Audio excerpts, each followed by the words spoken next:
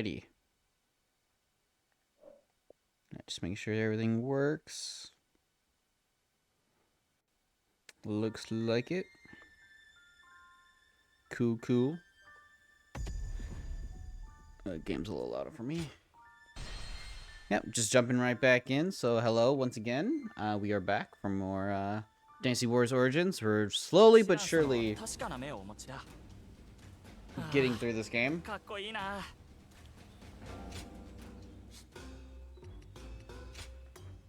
I'm gonna wait here for a second while I adjust.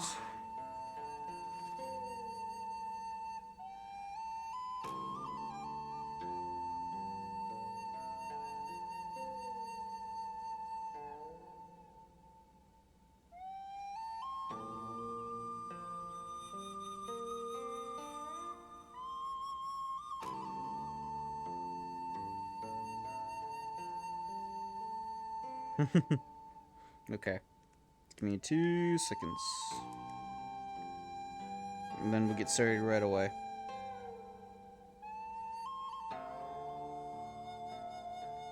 Alright, there we go.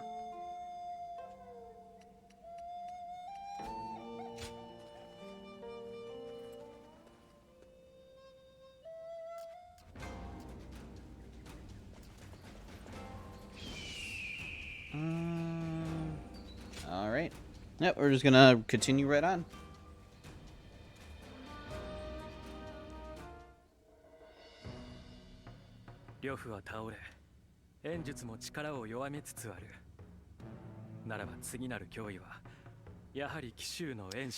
Obviously. 袁紹の軍がとうとう高孫山を破ったとも聞くね。これで奴は河北の4州を手に入れたってわけだ。今や天下一の勢力となった袁紹が求めるものがあるとすれば、帝の権威ですね。こちらも決戦に向け状況を整えてはきましたが、袁紹の勢力はあまりにも強大です。一つでも対応を誤れば、すぐにでも数で押し込まれるでしょう。おや、順位九殿にしては珍しいものにだね。we're strategists. We should 対応を誤れば押し込まれるというのは、yeah. 勝利を信じている者が口にすべき言葉だよ。各家殿。とはいえ、私も同意見だ。いかに袁紹が強大でも勝機はある。頼もしいね。では各家殿の言う勝機とやらをお聞かせ願おうか。端的に言うなら、曹操殿と袁紹の器の差かな。袁紹は最善を追い求めるあまり、決断も行動も慎重にする。Yeah. もちろんそれは良いことでもある。今が乱世でなければ名君となったかもしれない。 This ain't peace, motherfucker.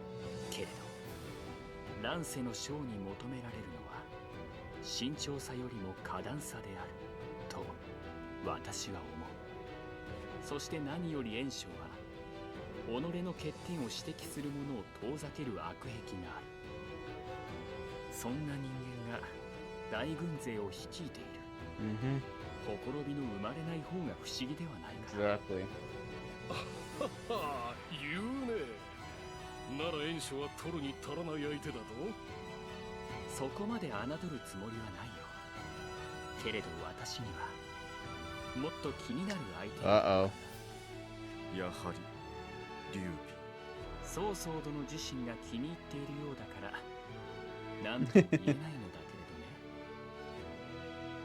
どね。Like Liu Bei has the potential to become a big threat, so we need to keep an eye on him. And I'm just over here like, those are my friends. 劉備とはどういう男だ。お前とは長い付き合いなのだ。奴の人となりを知りたい。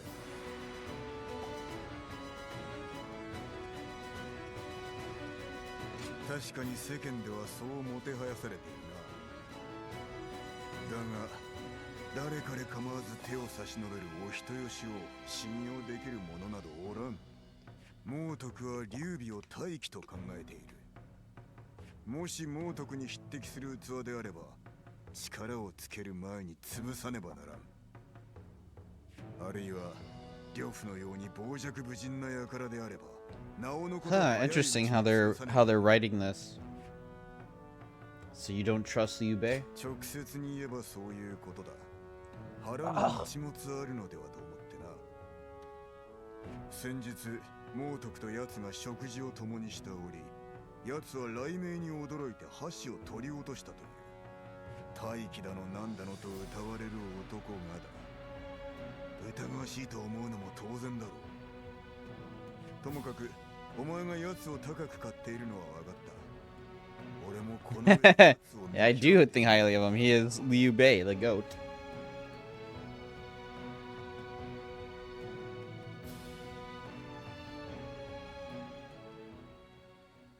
曹操は陛下を何だと思っておるのだ。これでは董卓の時代と何も変わらない。 And this is the time when I was with Guan Yu hearing this. 実権を握っておるのは曹操に他ならぬ。これでは傀儡も同然よ。陛下も我らの前では口をつぐまれるが、やはりご不満を抱かれているのではあるまいか。いや、むしろ曹操の腹の底が読めず、奴を恐れていらっしゃるのやな。不敬な。陛下があの程度のものを恐れるものか。だが胸を痛めていらっしゃるのも事実であろう。曹操は陛下の名を借りて。 I just find it funny. We haven't even encountered Bylon. やはり頼るべきは曹操のようなものではなく、至正参考の袁紹であったか。いや、あの劉玄徳も一角の人物と聞くぞ。これは見回りですか。もうすっかり夜も更けた。見回りは兵に任せ、そろそろ休まれよ。我らもそろそろ床につくといたしましょう。それではこれで。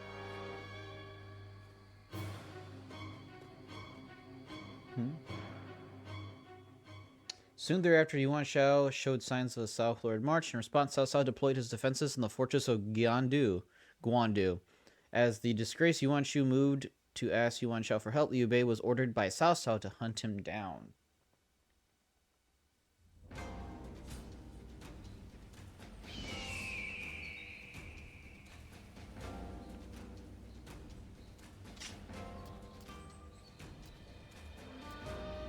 Sure, there's no hidden dialogue. All right, just cool, GF. Okay, cool.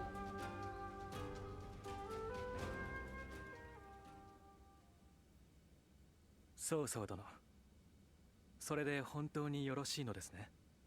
お待ちください。劉備に兵を与えるは眠れる竜を解き放つも同然。少々危険な手立てかと。確かに劉備は危険な男だ。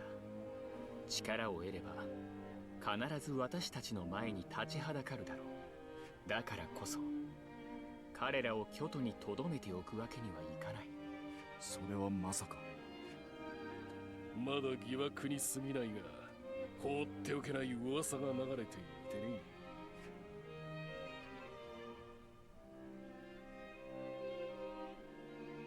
ね。やはりそうでしたか。報告ありがとうございます。はっ。ああ、ちょうどいいところに来たね。あなたには先に伝えておきたかったんだ。実は今曹操殿の暗殺を目論んでいる者たちがいるらしい。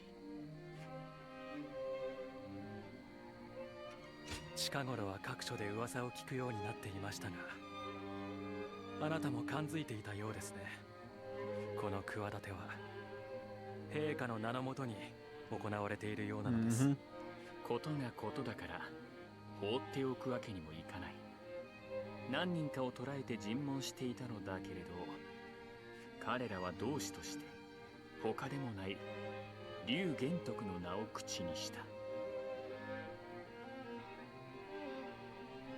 彼らと親交の深いあなたにとっては信じがたい。 They're lying to me, or they're believing the lies. そんなあなただからこそ劉備の気性をよく分かっているはずです。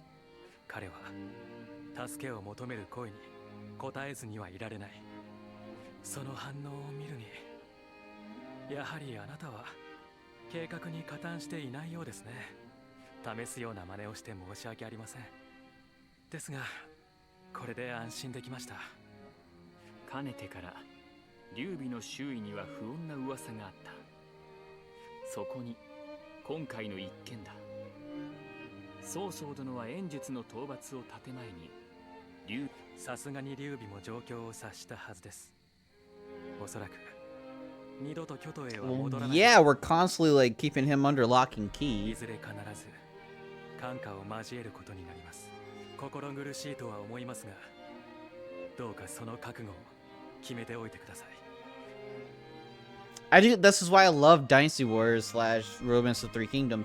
Is that you sometimes the schemes around him laid bare. Liu Bei made for Xi promise instead of returning to the city, and so doing he made himself an enemy of Cao Cao. Yeah, because he had to. Because Liu Bei was forced to do this because he knew that Cao Cao was going to take him out. Because of all the everything was setting up that Cao Cao was going to kill Liu Bei at some point, and he knew that. His brothers knew that, so they had to fight back. 結局劉備は徐州に落ち着いた。徐春の演術はすでに倒れた。ならば次に対するべきは袁紹か劉備。目指すべきは袁紹の打倒と河北の掌握。袁紹と先端を開くにあたり、まずは劉備の動きを牽制すべきかと。確かに劉備は小勢だからこそ動きが速い。袁紹に気を取られていれば後輩を突かれます。来たる袁紹との決戦に備え、憂いの種を除く意味でも劉備を牽制しておくのは良い策でしょでう。は劉備の夜可否城を叩く。各々知勇を結集し攻め落としてみせよ。 And this is why Liu Bei is always constantly running. Because he's constantly being attacked by a greater force most of the time. シラン様は確か This game is making me feel like I hate doing this, but I kind of have to do it because I serve the Lord Cao Cao. So that's like the whole the whole reason for this game to be so good is that it has such good like dramatic twists and turns and writing. But yeah, it just goes to show that Liu Bei is constantly being forced to do this stuff to survive or to help others. Defeat Guan Yu before he returns to GIP Castle, and this is how I get the Crescent Blade. Specialist Forces. So I need to rush towards Guan Yu, which makes sense. This is what happens in the Liu Bei's campaign. You're with Guan Yu trying to race back to the castle. Of course. We pursued Liu Bei, the man who plotted our lord's assassination to ZIP Castle in Jude. Not true. But, anyways. If I'm right? Liu Bei would not agree to assassination, but I think they would use his name to help cover up some schemes behind there, just as a distraction. Yet we have received a report that Liu Bei is nowhere to be seen within its walls, and Guan Yu is in command of his forces. Surely Liu Bei's absence is due to an attempt to call for aid. When the time comes, you can expect him outside the walls with reinforcements in tow. We should tread carefully. As long as GIP Castle falls, his forces will be rendered helpless. They will have no one left to turn to. Let us proceed, with the castle's capture our top priority. Our lord will take command. I beseech all of you to avoid exposing yourself to danger. And now then, our assault on GIP puts us on a collision course with a formidable foe, Guan Yu. He is a veritable one-man army. To attack him head-on would be the height of folly. As such, Guo Jia and I have hatched a plan to lure Guan Yu away from the castle. GIP Castle is surrounded by rivers. As such, it is extremely important they maintain control of the floodgate. An assault near this gate will make Guan Yu wary of that we plan to flood them out. He will surely leave the castle to prevent that from happening. That'll be our chance to assault GIP Castle directly. But even if Guan Yu does make it for the floodgate, we'll be in real trouble if he returns to the castle right away. Indeed, we will need to stop him in his tracks. That's why it is imperative we assemble the strongest members of our forces. From there, we shall direct them as the situation warrants. If we work together, victory will be within our grasp. Thank you, Junyu. Now, everyone, prepare to deploy. Still, that Guan Yu, it would be a shame if he were to lose his life here. Oh, I get Jing Liao now. Oh, shit. Dope. You know what? Sure. Wait, does this put me in a different position? It's not too bad.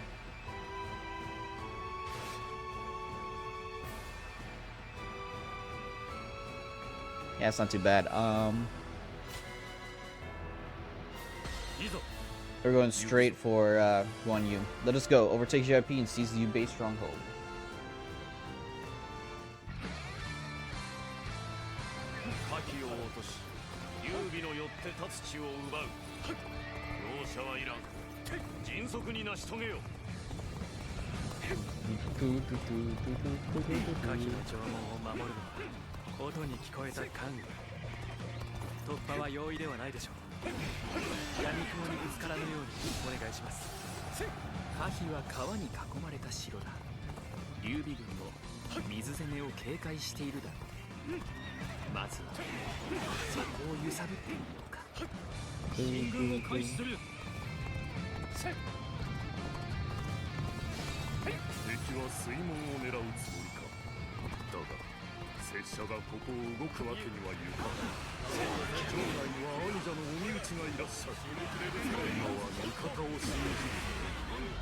Damn. 連長、待たせたな。県長殿から無事援軍を借り受けてきたぞ。敵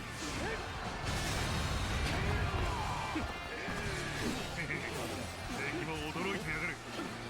このまま曹操を討ち取ってやるぜ。進軍を開始する。There we go. 敵を解く。討ち取るのこそ我ら反撃の天使王ぞ。敵将徐孔明が討ち取り申した。よく来てくれた。私たちもこの時を待っていたんだ。さあ、始め。劉備を攻める。進軍を開始する。狙いは初めから兄者だったということか。精鋭か、劉備か。 This is a pretty cool fight already.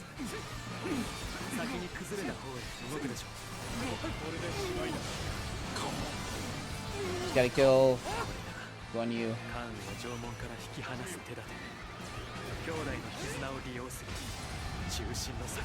Oh shit. Yeah, he has too much defense.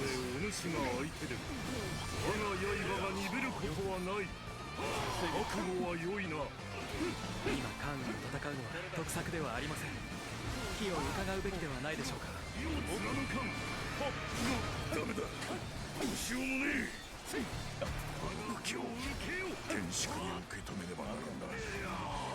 見事な武勇。やはり一瞬たりとも気は抜けぬな。互角に持ち込んだか。兄貴、油断はならないな。 Damn it. 動きが鈍ってきた。このままでは。 Yep, that hurt.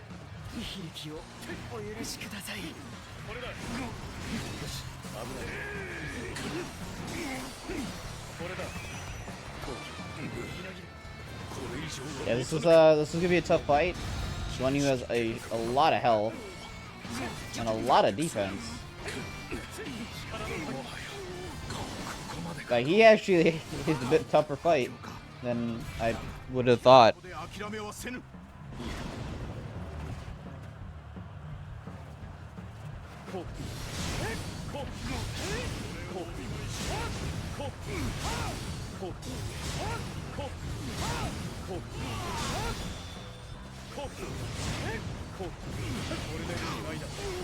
Gotta do as much damage as possible.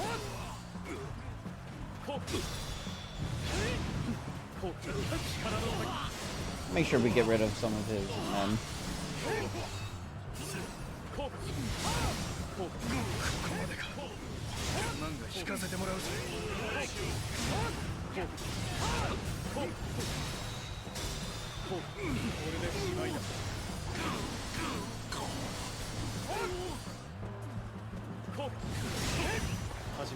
Alright. That's some good damage. 敵将討ち取った水攻めを警戒しているという。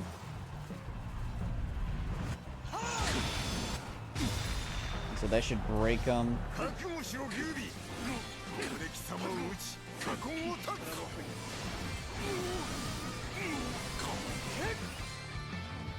これでいいされているかこのままでは危うい Alright, this should do a good amount of damage. Oh, damn, that was a lot. Holy crap.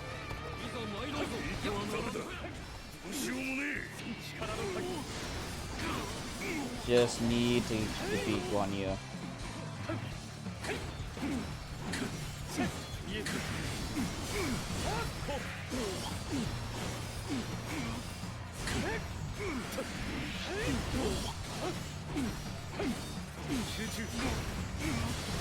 He's just taking these hits like crazy. I'm not that I'm complaining.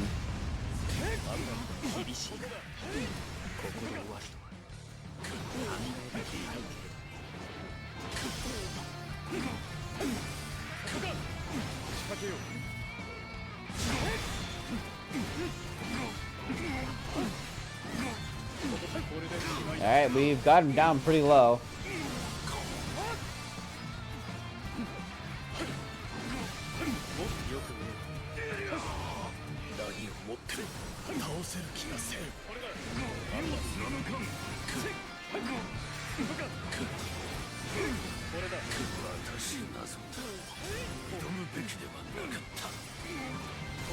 This should break him. Yeah, let's go.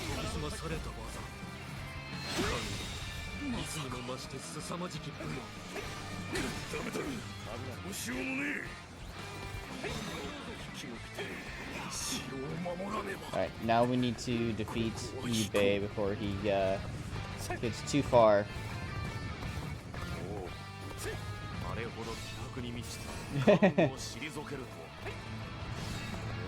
Well, Liu Bei is fucking everybody up though.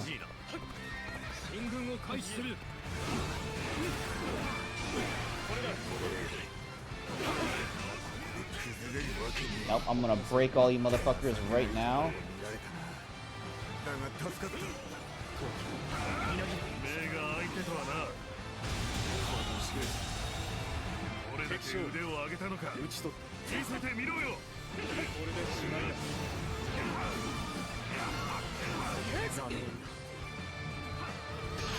Oh wow, I'm disappointed. I did not think it would come to this.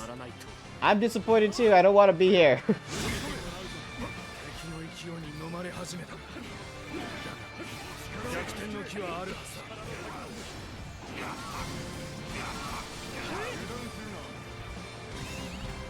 That should kill Zheng Fei.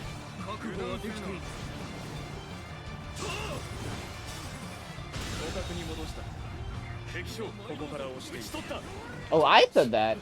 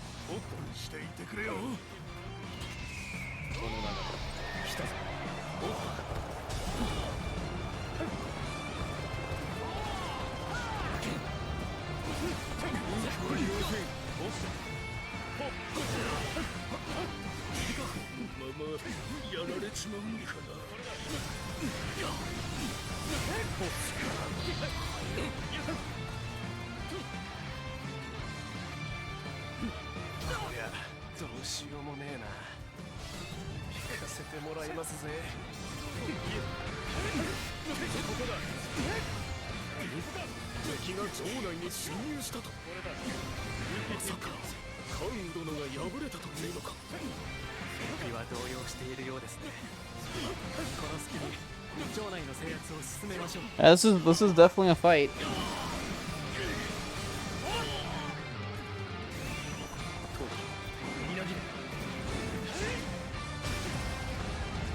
That didn't break him?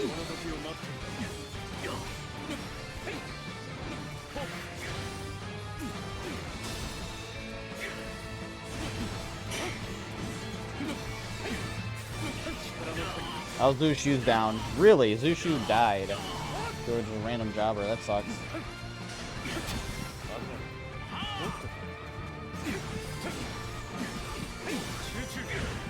This actually might break him. Because this does a lot of damage.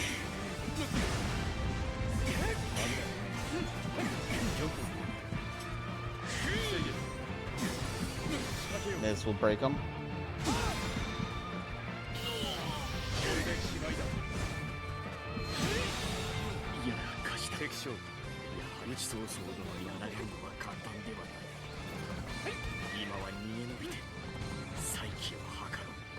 Yep.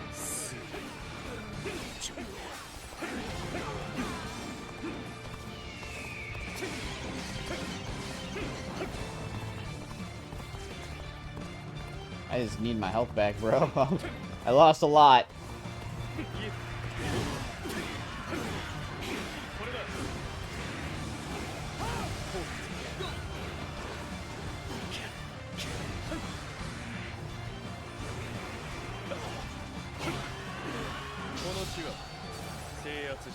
Get a checkpoint, which is good.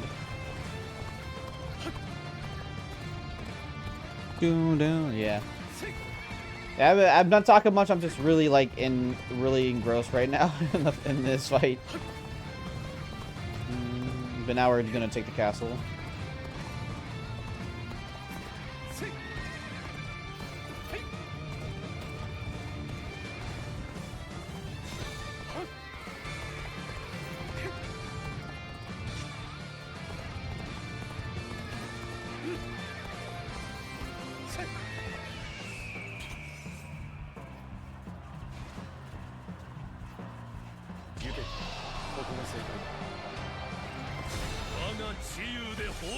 Damn.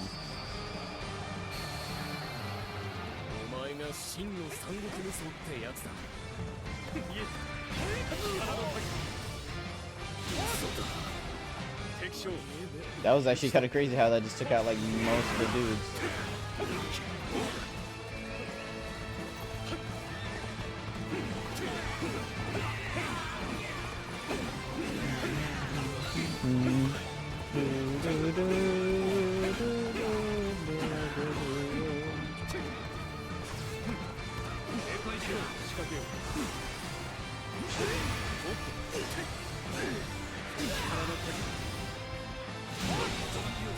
I think you just got to take care of all of the...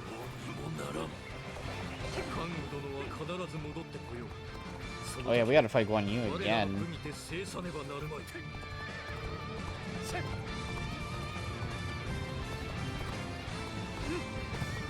Or it seems like we might have to fight Guan Yu. I'm gonna...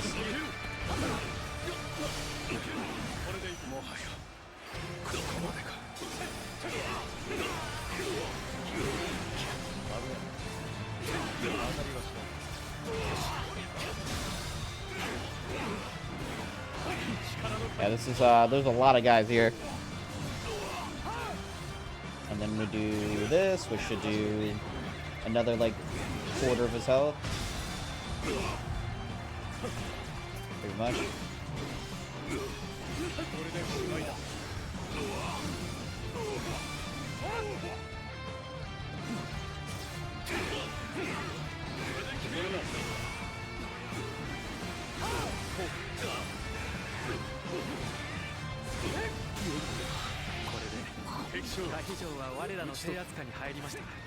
So do we have to do one final fight with Guan Yu? That'd be pretty sick. Yep.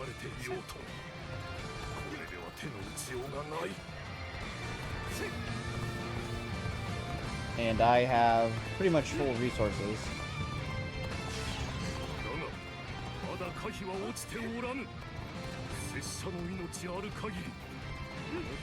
God damn it, Guan Yu, why are you so cool? Oh, but he has reduced.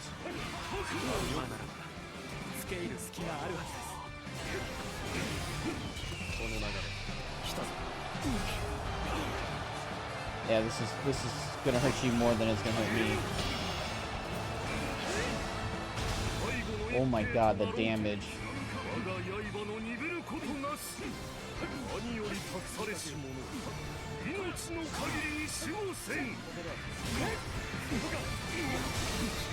Wow, the damage on that was ridiculous because his morale is low.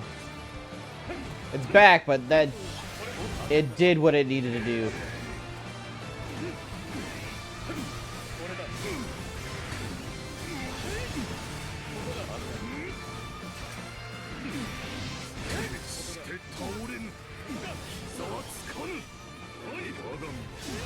That was really cool.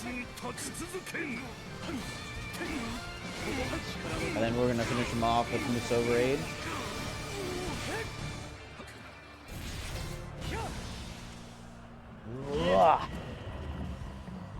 And we'll kill him here. This will break him and kill him. Oh no, just barely. Barely survived it, but he's dead. And we got the best Crescent Blade.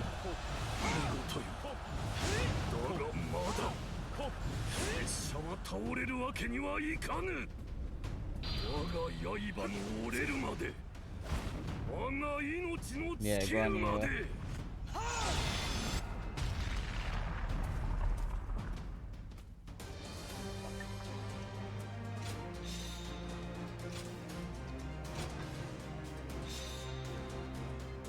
Nice.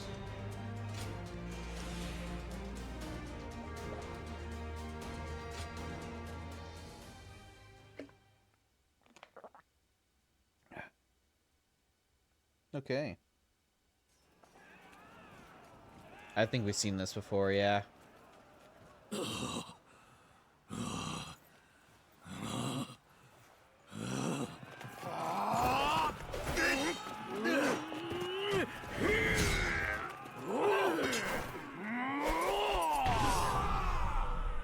It's such a cool fight.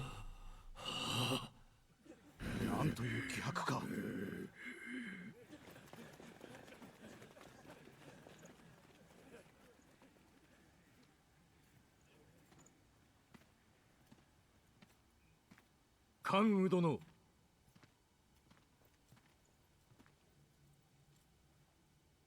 すでに城は落ちた。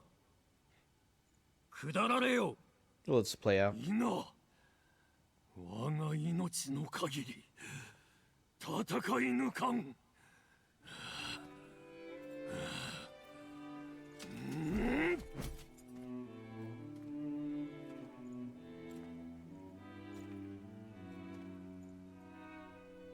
己が矜持を守らんがため不義理をなすと、死す時は同じと訳した兄弟の誓いを破り、劉玄徳に託されし者を守護する使命を破る。貴公の義はそれを許すのか。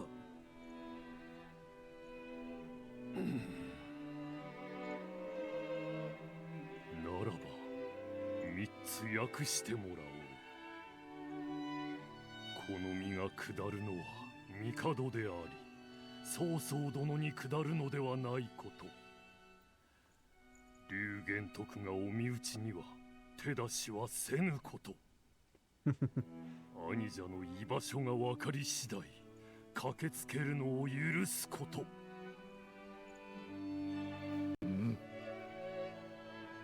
我が矜持にかけて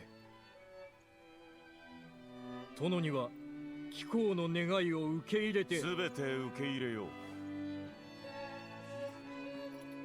有名はせる傑物を確証に迎えるは頂上。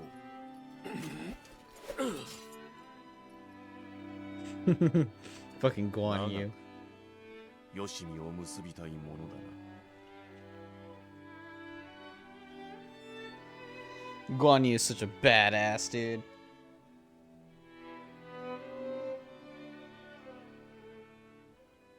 やはり袁紹の本軍は動かぬか。動けなかった。とも言えるでしょうね。袁紹は過ちを恐れる。Mm-hmm. だからこそ常に堅実に動こうとする。急な戦況の変化には対応できないのでし So ょう。 you're saying is we got a chance. ま、堅実ってのも悪いもんじゃない。ただ今の世にそぐわないのは事実でしょう。小さい不満は聞かなかったことにしてさっさと動いてしまう方が効率がいい。霊族として最善を求め続けることが袁紹の強さであり弱さでもある。奴の弱点をうまくつくことさえできれば、敵の大軍を瓦解させることもかなおう。ひとまず戦果は十分であろう。予習に戻り今後に備えて体制を整える。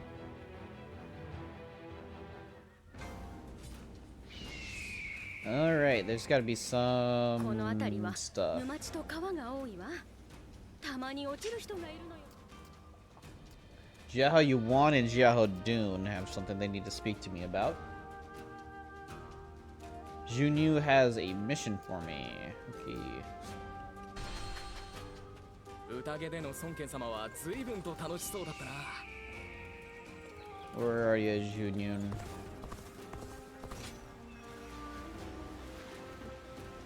いつか明日の暮らしを気にせず眠れる日が来りゃいいな。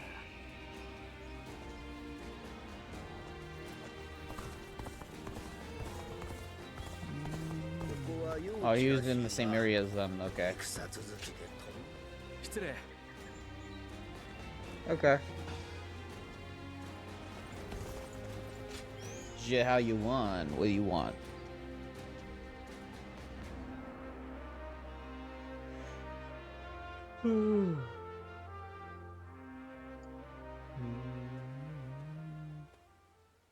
Oh, お疲れさん。お前も殿の将になってしばらく経つな。どうだ、ちょっとは慣れたろ。 Still あ adjusting. りゃ意外だぜ。人見知りするたちでもないだろう。まあ、口の濃いやつら相手によくやってるよ。そりゃたまにはぶつかったりするだろうが。お前ならこの先もやっていけるって分かってるぜ。なんせ殿が見出した才能。 Are you winning? Yes, I am winning. Hello, Scar. How you doing today? そうそう。今日はお前に朗報だ。だいぶ前、俺の機動力を兵糧運びに活かせないかって話したろ。あれがうまいこといきそうなんだわ。 I'm good. How are you? How's this game? Oh, the game's great. I'm good. I love this game. This is my third playthrough. Just doing the South South campaign before I do the alternate paths, which should be a lot of fun. 殿も喜んでたぜ。いろいろ役立ちそうってな。土地から土地へ食料支援だって思いのままだぜ。そうなりゃ、奪い奪われの世の中とはおさらばだ。殿が目指して Got the platinum for this game yesterday. Nice, nice. 俺にできることが何なのか。 Yeah, since I'm streaming it, I've been kind of like limited to how much I should play because I'm just trying to stream it as much as I can. だろ？けど、ここまで来られたのは But that's dope. お前のおかげだぜ。 I think I'm technically kind of close to platinuming. Like I've gotten a lot of stuff done. 悩みなんか吹っ飛んで新しいものが見えてく This is る。 actually my first Dynasty Warriors game ever. Oh, really? Wow.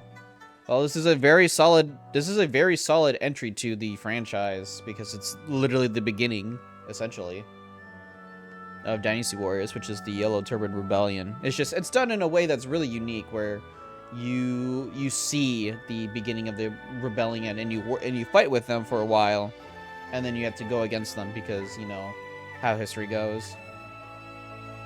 どこにいたって目が離せないっていう。 But yeah, nice. 次は This is definitely, like I said, this is probably one of the better entries to come into Dynasty Warriors for sure. 嬉しいこと言ってくれちゃってまあ。もう俺たちはお互いに釘付けってわけだ。俺とお前、これからも天下をあっと言わせていこうぜ。二人なら何でもできる。そうだろ。 Jiaho Yuan's cool. I mean, Jiaho Dune is like, you know, the freaking goat of Cao Cao's forces, but Xiao Yuan's a really nice character. どんな感じななの？あよく知らんが Is there anything else I need to do before? Jihao Dun is the next part of the game I need to get to, so 閣下様が来 let る me と check my messages. I'm doing Pirate Warriors 3 now. Oh, nice. Alright,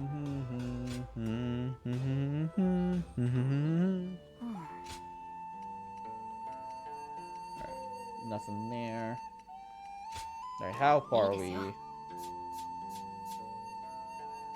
We're still about halfway, or a little bit more than halfway into this chapter, which kind of is a bit of a shame.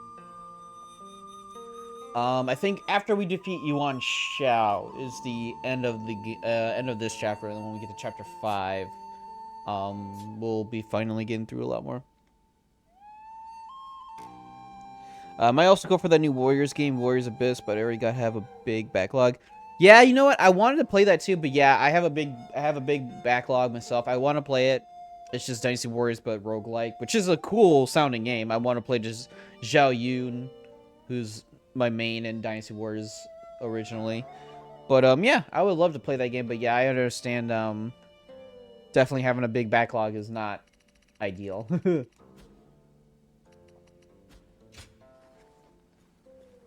But honestly, what I want is either an expansion to this game that goes in more into the Three Kingdoms after the endings you get in this game, or an actual sequel that, you know, dives into that.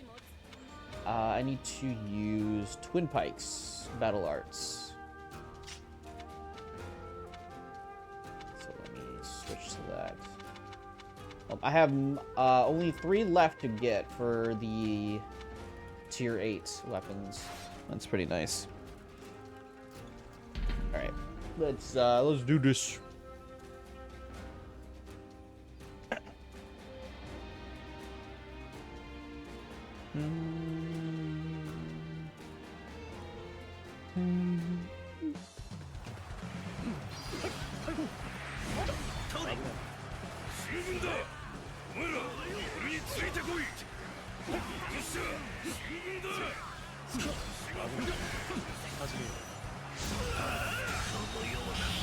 Woo! Sweet! この柵に戻した制圧したここから押していい Yeah, I fucking love Twin Pikes. Such a fun weapon.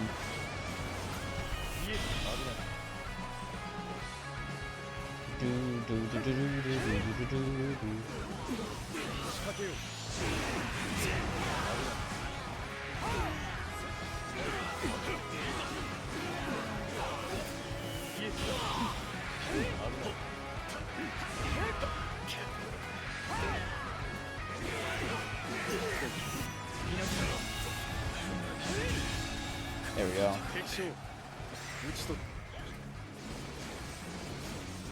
Cool.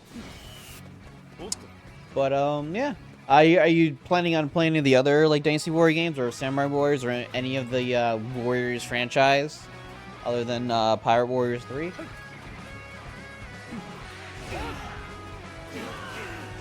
Because there's a lot more than just the Dynasty, like the Warriors franchise. There's also like the RTK franchise. There's the couple other stuff they have too. That's really nice.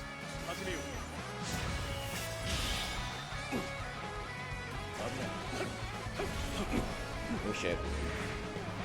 I was recommend Orochi 3 and Flash 4. Yeah, Warriors Orochi 3 is very good. I know Warriors Orochi 4 is fine. I don't remember hearing a lot of good things about it. To be completely real. That hurt.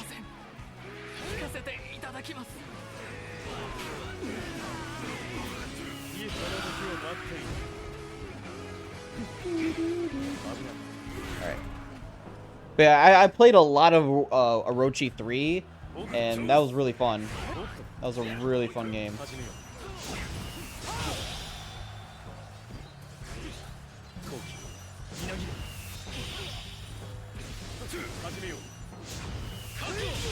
That was dope.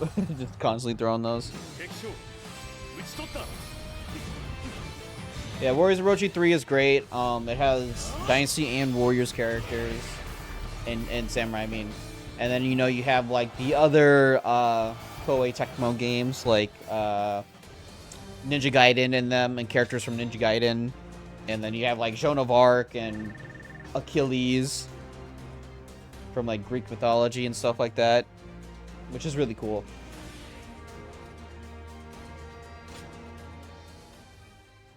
What are the Orochi games about? The Orochi games, I remember playing the first two a long time ago, especially with my dad. I for the life of me, I can't remember the story of those, but pretty much the whole gist about it is that,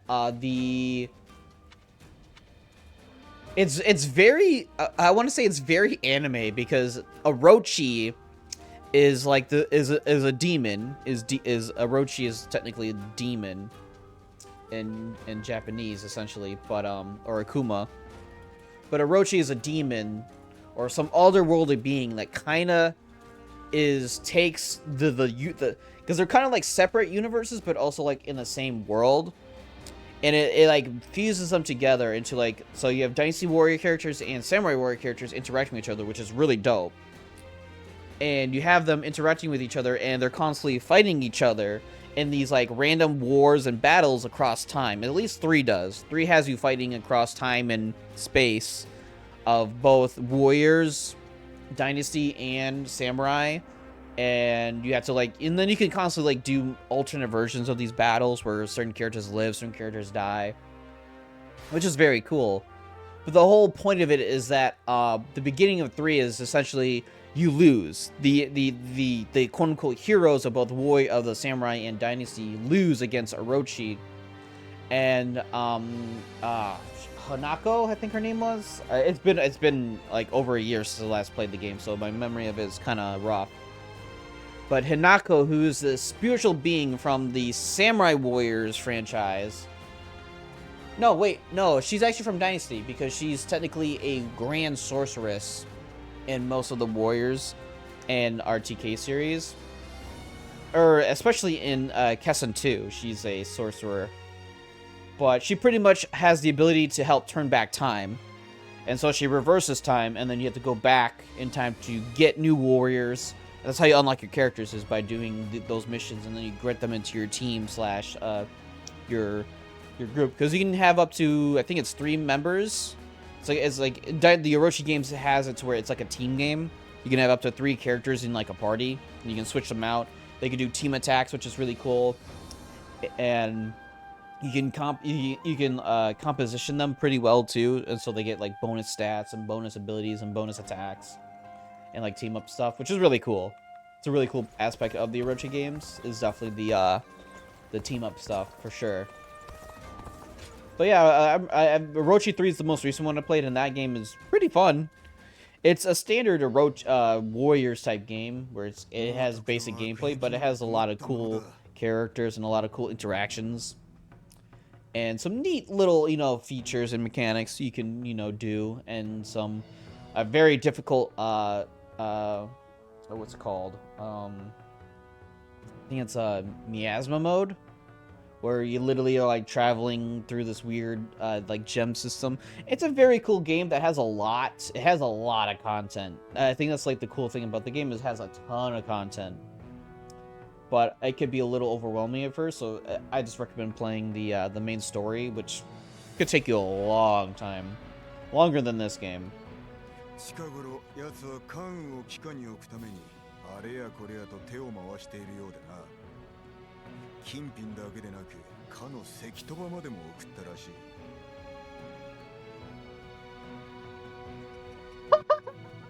But I wanted that horse.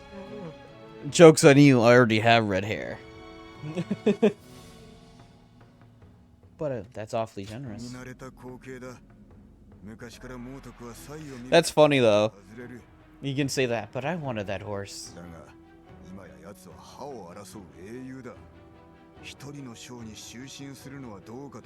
That's great though. I love the dialogue of this game. 猛徳は敵に武器を与えたことになる。まったく後の災い。 Yeah, he got red hair, which is pretty sick. ちょうど良いところに曹操様がお呼びです。急ぎおいでください。Is this gonna be like the same mission like before, but slightly different because I'm on South Team? 一つ聞かせてもらいたい。お前は Oh yes, definitely. カンと親しかったな。 Only briefly fought by side. We've been friends for a long while. そうか。 Yeah, we've been friends for a long. Which battle arts / weapons do you use? I mean, I'm playing on the hardest difficulty right now, ultimate difficulty, so it's more or less the halberd, and I'm using like the ultimate horse one. I can't remember the names off the top of my head at the moment, but you'll see it in battle. But it was mostly halberd's the weapon I used for this difficulty. Otherwise, I used a lot of sword. Sword was a big one I used a lot. Otherwise, Twin Pikes is probably my favorite. I just love the gimmicks, and it's just super good. It has really nice attacks, really good battle arts. I love the gauntlets. I think gauntlets is a very fun, but kind of hard to use weapon. Otherwise, I really liked Wheels, but then at higher difficulty, Wheels is Valiant Steed Blitz. Yeah. Yep. Exactly. Yep.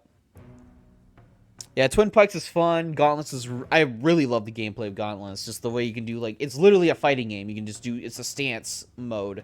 It's like fighting game mechanics, which is funny. Yeah, so it'd be like Sword, Gauntlets, Twin Pikes, and Halberd. I used to really like Wheels. I thought Wheels was quite possibly one of the best weapons in the game until I realized that on higher difficulties, it's kind of mid. It's still really fun, but it's pretty mid at higher difficulties, especially ultimate difficulty. So that's like, eh.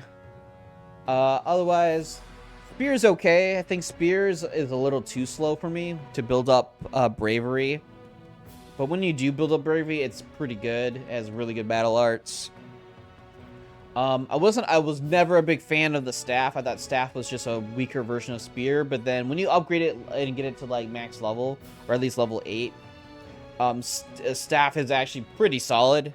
It doesn't do a ton of damage, but it does a lot of good fortitude damage, especially if you do certain attacks with it. It's an all right weapon, especially for ultimate difficulty. I think my least favorite is probably Crescent Blade. It's just because I don't use misstep. I can't handle the timing of that for some reason. Crescent Blade, was just always kind of mid for me. I liked it. I thought it was cool. You can use Guan Yu's weapon, but I just don't like the charge system. When you have the Twin Tiger Blast battle art, I think I was using that. But I'm going just off gameplay, not essentially battle art specifically, but gameplay-wise, I thought Wheels was going to be insane, and it can be insane. It's just that on higher difficulties where enemies are more aggressive, they can tank hits and kind of like not get staggered. It got a little more difficult to utilize its fun mechanics, which is being able to throw wheels, and when they come back to you, you can throw them out and they're even stronger. That was kind of hard to do. So I'm just kind of spamming like one thing with the wheels instead of multiple things. And it is kind of like a little unfun. At least on ultimate difficulty. Otherwise, if it's on hard or lower, it's a very fun weapon. And was easily my favorite weapon playing in my first playthrough, for sure. But Crescent Blade, like I said, is my least favorite. Just, I can't... The timing for Misty Step is just... I'm so hard-grained on parry and evade timing that it doesn't work for me. And I hate that I have to press RB and then the button to work it. I just never been a big fan of a 2-button button prompt for a parry / evade. Do you have max peace in every region yet? I do not. I think I have over half of them, though. Are max peace. And the majority of them are on their way to the last level, so... I'm getting there. I'm getting there eventually. And then what other weapon is there? Sword, spear, gauntlets, wheels. Oh, the Padao. I really did not like the Padao at the beginning, but once you level it up, the Padao is freaking awesome. Has easily the best special art ability in the game, which is the flame wall. Super good. Does good fortitude damage. Good decent damage in general. Stuns targets like crazy. Very fun. If I could, I would use it a lot more, but again, it is a little bit tough on ultimate difficulty, especially when I'm just trying to go for the challenges. But otherwise, Padao is very fun. I really like that weapon now. Sea Flames is pretty good, yeah. Easily really cool weapon. Of course, it's like, it is the tried and true, like, most popular weapon in the Dynasty Warriors franchise is the Padao, because that's Jia Hao Dun's weapon from Dynasty Warriors 2. Because Dynasty Warriors 1 is a actual 2D fighting game, or it's set in a 3D models, but it's sort of like a 2D fighting game, which is very weird. It's Dynasty Warriors 2 that has the gameplay of like this, where it's like a hack and slash army killing machine. And I remember my dad loved Jia Hao Dun because of the sword.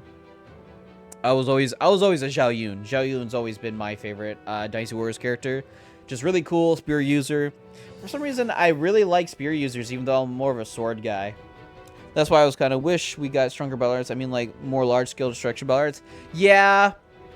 Like some of them kind of don't have insane ones. Halberd, of course, has, like, the strong, like, the craziest ones, like the Steed Blitz. Twin Pikes has the really cool Sky Sunder one. Crescent Blade doesn't really have one that's insane. Gauntlets have a really cool ground attack. Spear has some decent ones, but not insane. Oh, I forgot about the Lance. The Lance is the last weapon. I like the Lance. It's a little bit gimmicky, though. To where, like, for it to work, you kind of have to rely on RNG a little bit. For some of the good stuff, like good battle arts to work, which is kind of shitty. Otherwise, if it does work, the Lance is very fun. It's just that it's kind of not the best on ultimate difficulty, because you take damage to deal damage, and then you have to slowly recover it. Not the greatest weapon for that. But otherwise, it's not a bad weapon.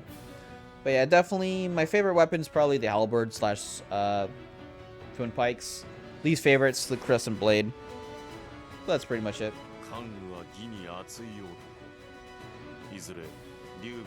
Bungeon, he wants to return to Liu Bei's side. Yeah.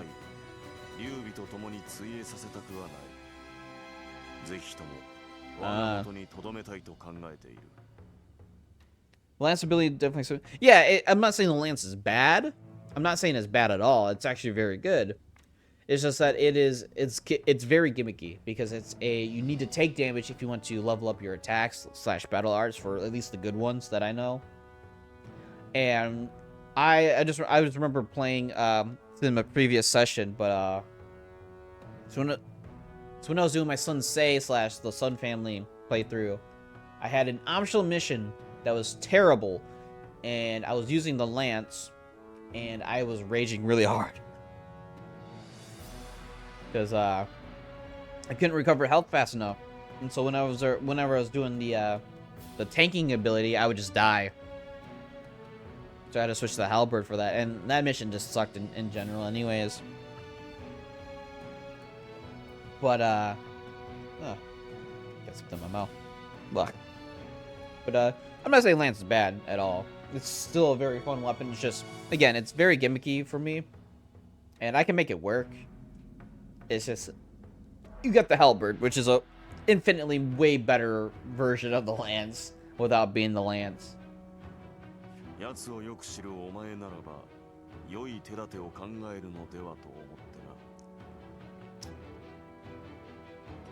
we knew where Liu Bei was, I don't think it's possible.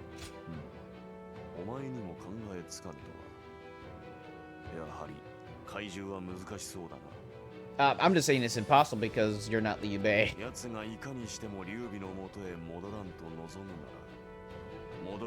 Oh. God damn it.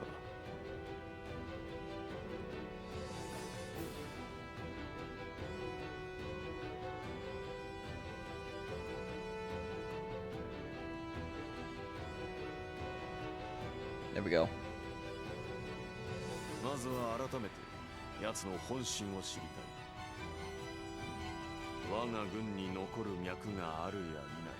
Okay. それを確かめてきてもらい I do like how they've been writing Cao Cao's campaign though. It's been actually pretty cool. Again, I'm Liu Bei for life. Always has been. Always been like my personal favorite. But yeah. 何曹操殿のもとにとどまる意志はあるのかと曹操殿からは厚遇を受けている兄者のお身内も大切に扱ってもらっている Right. この恩義に報いずに去るわけにはいかぬだが長居をするつもりはない Yeah. 兄者の行方が分かったら拙者はすぐにでも自挙するつもりだこの関雲長命尽きるその日まで兄者と共にある And that's why I love you, Guan Yu. You're a beast. 誓いはたがえられぬ Why are you so loyal to Liu Bei? I hate these questions. These are like questions I would not ask from his friend. Can I work with Cao い Cao? やそうではないのだ Simple as 拙 that. 者は Yeah. 誰よりも兄者を慕っているというだけ There is some dialogue choices I wish were a little bit different on Cao Cao's side. 曹操殿に比べれば兄者は弱い頼 Liu り Bei ない is と weaker ころ than もあ Cao る Cao. Culture concerned in some ways, I admit. 困っている者苦しんでいる者がいれば Heedless of logic, yeah. かなぐり捨てて助けて Liu Bei is definitely one of those guys. そのために我らももちろん兄者も幾度と Yeah. なく辛酸をなめてき But た that's what makes Liu Bei so great is that he gets through these hardships. 外から見れば愚かにも見えるだろう振る舞いが一貫しておらぬとそしる者もいるかもしれぬだが兄者は人の苦しみを知っている虐げられ非力ゆえ何もなせない人々の嘆きをそれこそが乱世を治められる資質だと拙者は考える、長話をしてしまったがこれが拙者の偽らざる思いよ I'm just doing this out of obligation, not really out of loyalty. 私は曹操殿から拙者の心の内を探るよう頼まれたのであろう曹操殿にはどうかすまぬと伝えてもらいたい Please tell him I am sorry. Very well. I even smile like, yeah, you're my friend still.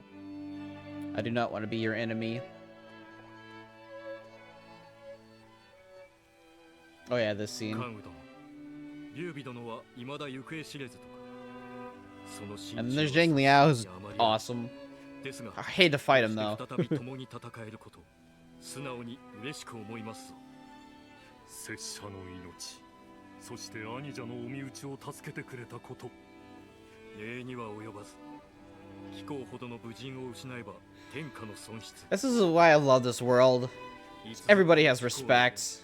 そのままお返しする Like, yeah, you're pretty badass, but you're also, even though we're enemies, I have to respect you because you're such a great figure. さよう関羽殿は尊敬すべき御人こうしてまた生きて語られてよかった上皇殿 That's why I wonder how people who play this for the first time, like you, Scar, would see these characters. Like, how did you get shaped on who might be your favorite or what force you would choose? 貴公らとの鍛錬であった Because I grew up with this franchise slash many of the games, and I've always been a Liu Bei fan. おこがましいかもし So れ I ない wonder how they write these characters in this game, how it would dictate who you choose first, Liu Bei, the Sun family, or Cao Cao. お互い立場も境遇も違うだが頂を目指す武人には変わりない切磋琢磨し心身を磨き抜けばいつか道は切り開かれようお二方の心配り誠にありがたいならば早速手合わせを所望いたす我が惑う心を鍛え直すために承知したこちらからもぜひに I chose Cao Cao first, then Liu Bei, then Sun Clan. Gotcha, gotcha.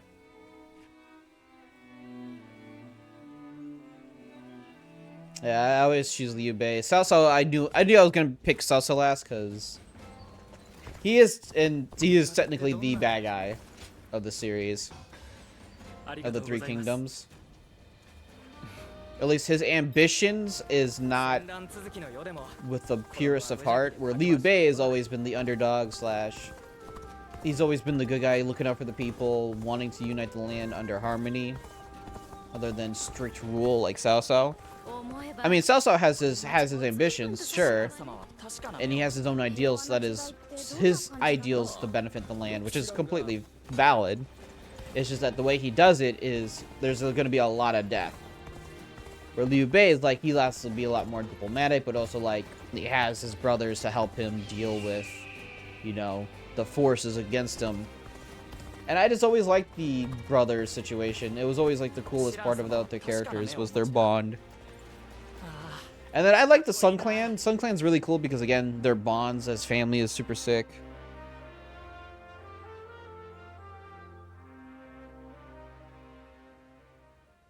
白馬に集った炎将軍の兵数は我が軍のものを大きく Oh, you're talking about Bailan? I hit that white-haired kid under Liu Bei's side. So, you have ally with Cao Cao. Oh, you're with Liu Bei. Whoops, my bad. Sorry for the misunderstanding. Yeah, I know exactly. Yeah, the Bailan stuff could have been done better. Definitely could have been done a lot better. Especially since he's the reason why Sun Ce is dead. That was crazy. That he was the reason why Sun Ce is dead. But yeah, it's just because the Han and everything. But yeah, Bailan is definitely. There's definitely some moments of his character that I thought was really cool, but then there's moments I'm like, yeah, they kind of wrote him a little bit too one-dimensional in some ways. こちらがどんな策を取ろうとも数に明かせて押しつぶす辛酸なのでしょう。それだけの大軍勢を従えているとなれば、指揮官は多少なりと Gonna も let 油断 hubris してい get る the better of them. その油断をうまくつければいいんだが、さて、実際どうするかというところが。やはり少数で敵を吸収し、大軍相手では一時動揺させるにとどまるか。 And then he goes, "Oh, never mind. Not my bad. Liu Bei is actually the true threat, not Cao Cao. I decided." Yeah. I thought that was a little. I thought he was actually gonna join us, but then you know what? They set up a perfect moment at the end, in the final battle against Cao Cao, in the Liu Bei's campaign. After the battle at Chibi, when you're chasing after Cao Cao, Bailan helps. I believe he does. He actually helps in that final battle, which is really sick. It's all it is if it's on Liu Bei's side, it is a setup for him to help at the end, seeing the error of his ways and seeing seeing what you're seeing now is that what you see in Liu Bei. And that's why Liu Bei is kind of, I wouldn't say Liu Bei is the canon choice, because they set this up to be it's whatever you decide. But it's mostly that Liu Bei is the quote-unquote the best ending / best choice in the game because he is for the people and is essentially, as the guardian of peace, he is most likely to be the person who's going to unify the land and not going to abuse his power, is Liu Bei. But they do a good job writing each faction, albeit Cao Cao is a little bit hazy that Sun Quan and Liu Bei are like kind of the best representatives of ruling. I'm still confused by Cao Cao and Liu Bei moved on to the Battle of Huang Path, but the Sun Clan stops at Chibi. Okay, so technically in history, after the Battle of Chibi, Liu Bei chases down Cao Cao. As he's chasing down Cao Cao and literally is pushing him into a corner, the Sun Clan / Sun Quan technically betrays Liu Bei in order to get it up a foothold against Cao Cao and also to take most of the land. So he attacks Liu Bei, which in the real history, Sun Ce, or not Sun Ce, but Sun Quan and his men kill Zheng Fei. And that's the real history from what I can remember. They betray Liu Bei, they kill Zheng Fei in one of the in many cases he's assassinated or he's killed in battle, etc. But Zheng Fei dies to the Sun family battle, which causes Liu Bei to go crazy, and then it ultimately becomes Liu Bei's demise. Because of him losing his brothers, it drives him insane, essentially. In the Dynasty storyline, which is really different, but also kind of similar in some ways, they have it to where the Sun Clan / Liu Bei are allies at Chibi, but the Sun Clan decides to reaffirm their stance and position and build up their defenses after the Battle of Chibi. So it's like that's Liu Bei's like mission, is to take down Cao Cao. So like you can do that. We kind of have to recoup our forces, and essentially they do have their separate ways moment where after Liu Bei chased down Cao Cao gets away. Cao Cao has to refigure himself at Hebi and recollect his forces. Liu Bei has to also decide to go back to Yan province, and then essentially that's the start of the actual big Three Kingdoms war, where it is the Sun Clan versus Cao Cao versus Liu Bei. And as history goes, it is very different compared to the actual like Romance of the Three Kingdom novels and books. In the Dynasty Warriors version, it is Liu Bei versus Cao Cao versus the Sun Quan / sometimes Sun Ce lives to that point in some variations of the story, but it's mostly Sun Quan. But that's the actual like big moment of the history, the Romance of the Three Kingdoms, which is the Three Kingdoms fight, which is Liu Bei, Cao Cao, the Sun Clan, which is the Wu, the Wei, and the Shu. And yeah, it is the pinnacle of the story, and that's that's technically the end of Act 2, the beginning of Act 3, and that is like the last big deciding factor, like who's gonna win, who's gonna rule the land. And in actual history, Cao Cao technically wins, but he kind of dies before it. He has a successor, which I think is Jun Yu, I believe, is his successor. No, never mind. It is Sima Yi. Sima Yi becomes his successor. Oh, so what's up with the history of the wizard tornado summoning man? How did that actually go down? Are you about talking about Zhuge, Master Chef Zhuge Liang? So Zhuge Liang is considered the sleeping dragon. Oh, Zhang Xiao. That's who you're talking about. The yellow turbans? Are you talking about, so what's with the history of the wizard tornado summoning man? How did that actually go down? So, yeah, Zhang Xiao, he is the leader of the yellow turbans. He has, like, the power of the heavens. That's, like, the dynasty aspects of it. So, there's a lot of, like, heaven's wrath and, like, the heaven's, like, grace or whatever. I can't remember there's a specific term they have for it. It's like the decree of the heavens. Pretty much he felt like he had the heavens on his side. That's why the yellow turbans did so well in their rebellion. They were actually winning until the coalition force got together, and Zhang Xiao abused his power essentially, and then the heavens technically forsake him. Which is like the whole like the religious aspects of that time period / of the religious beliefs of that country of China. And it is he dies, and it is Liu Pi and it's Liu Pi and Hu Qier are the ones who take up the mantle of the yellow turbans, but they don't really are able to bring the same strength or power that they had after Zhang Xiao's death at the hands of the coalition, because they do kill him eventually. Hu Qier and Liu Pi do their best to take over, but they stick around for another decade or so, but they usually stick to like one area and they kind of get defeated back. You do some of these missions in Cao Cao's campaign for sure, where you kind of defeat the remaining remnants of the yellow turbans, which is cool. I love how I do like how they did that.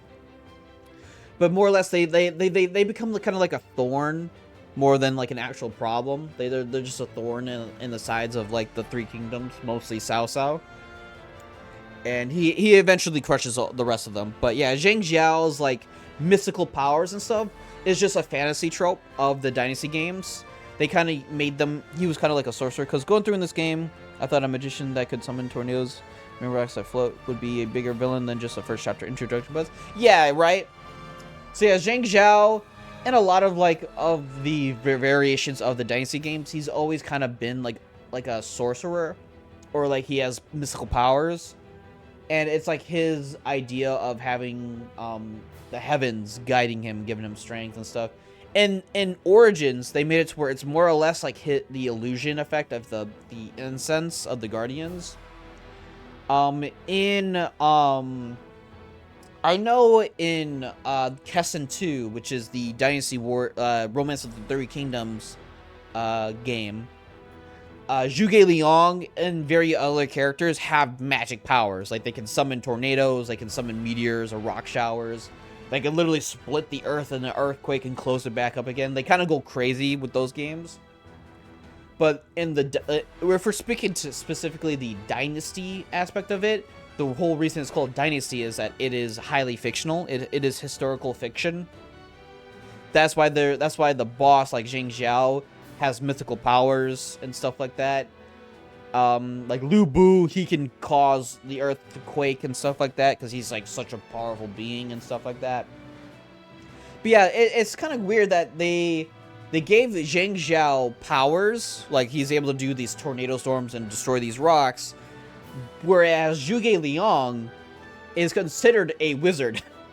He actually technically is a magic user in a lot of the Three Kingdoms games. There is some characters in the Romance of the Three Kingdom games, especially RTK 11, where there's certain characters who have the ability called sorcery, which allows them to actually call thunderstorms, etc. Zhuge Liang is not one of them, though. He actually has like one of the best strategy abilities in that game, which grants him like he can instantly confuse people, which is pretty strong. But going back to the topic at hand, though. Yeah, I don't know why they gave Zhang Xiao all this that crazy power stuff, especially for like a first chapter boss. It's kind of ridiculous. But it definitely sets up the like, can more people do these things? But then they kind of like disguise it for the incense stuff, where when people inhale the incense from the Guardians, it makes them hallucinate and see these tornadoes. So in a way, it's just him using like illusion, but also like it's kind of like it's symbolic of his standing to make him like this godly being. So it's like if you believe it, you believe it. You don't believe it, you don't believe it. It's either or situation. But I understand your confusion. So what's the history with Zhang Xiao? Zhang Xiao was rumored or was speculated to have mystical powers. I believe in the actual history, he used a lot of illusionary drugs, which makes sense because he uses them in this game, Origins. But he more or less was like a shaman, which is very weird. He was more or less a shaman type character when he was using his abilities, and that's why he was kind of considered a heretic by the Coalition / the Han, and that's why he was hunted down like religiously very hard until they killed him eventually. Don't ask him about actual dates, like times, like years. That's really tough for me. I just kind of know the sequence of events essentially. But yeah, the history itself goes back pretty deep, of like Zhang Xiao's Yellow Turban Rebellion, and then the rise of Cao Cao, Liu Bei, and the Sun Clan's Three Kingdoms. There's many years, and it's like a span of like decades. Like at this point in time, I think Cao Cao is like in his near his 40s. Liu Bei is in his 30s. Guan Yu and Jing Fei are like about to hit their 40s. Like there's a lot like they don't show in this game, but the characters here are actually kind of older than, because the Yellow Turban Rebellion happened like years ago. They kind of skipped here and there in this game specifically. They kind of skipped here and there the time frame, but the Yellow Turban Rebellion at this point in time was like 7, maybe 10 years ago. Because Dong Zhuo, he gets into power for a couple years as well when him and Lu Bu take the Emperor. And then it doesn't take for like another year or so before they kill them off. And then the whole Liu Bei is like running from Cao Cao. That happens for like a year or so. I saw a few comments say that it's weird that they call you a warrior of the Three Kingdoms because there is no... Yeah, exactly. That is very true. There's no technically Three Kingdoms yet, but that's like the aspect of this history, the lore, it is the romance of the Three Kingdoms. That is literally the title of this story from beginning to end, from the Yellow Turban Rebellion to the end, which is like 70 years in the future. But yeah, you are right about that though. Is that it is a little weird that they call you a warrior of the Three Kingdoms. It is a bit funny that they do call you that prematurely. But in a way, this story is considered the Three Kingdoms story. But I understand that aspect of it. But yeah.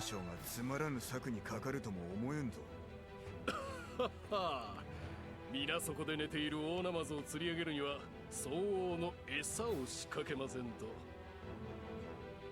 But yeah, that gives me reason to believe that, I mean, the whole point of this game, though, especially at Chapter 3, is who do you decide to choose of the Three Kingdoms that rises, which is the Wu, the Wei, the Shu.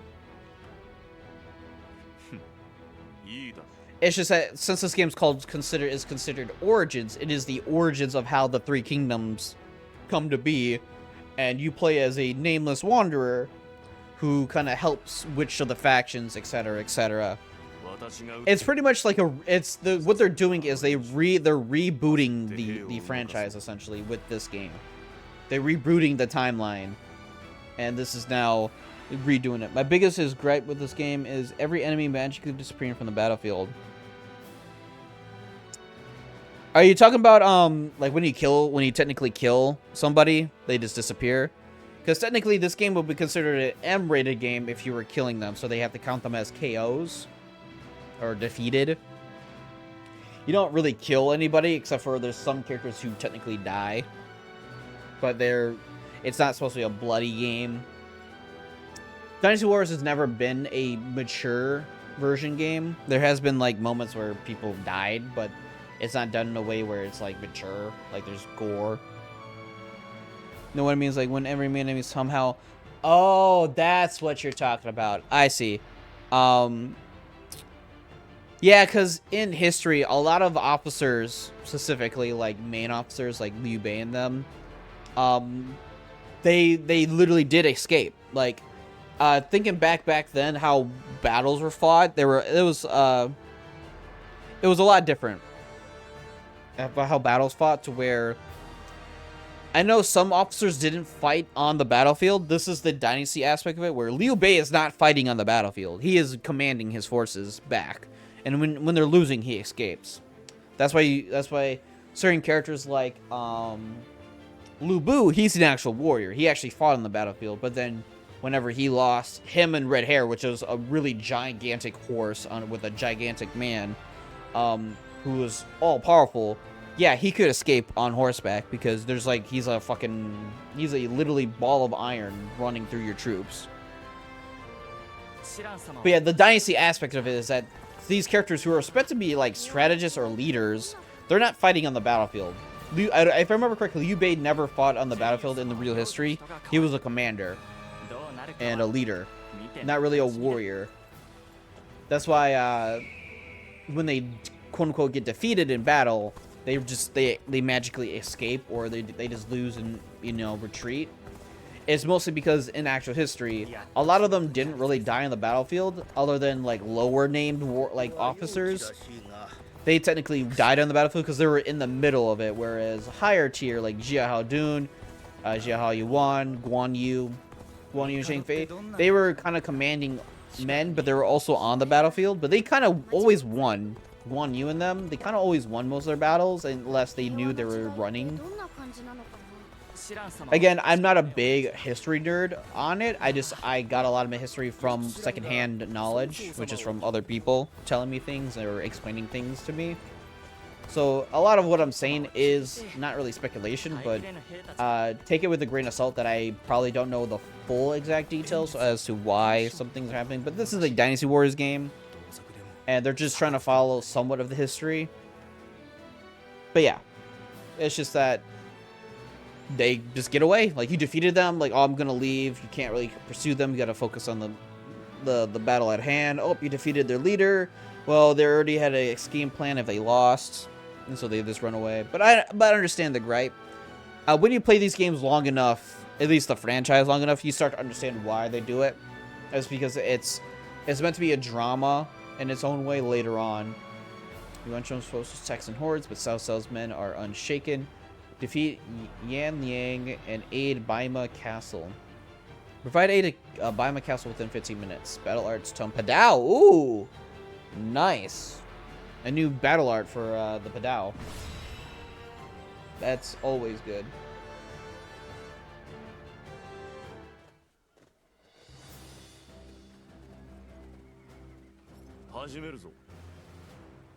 Sorry, my dad sent me a text.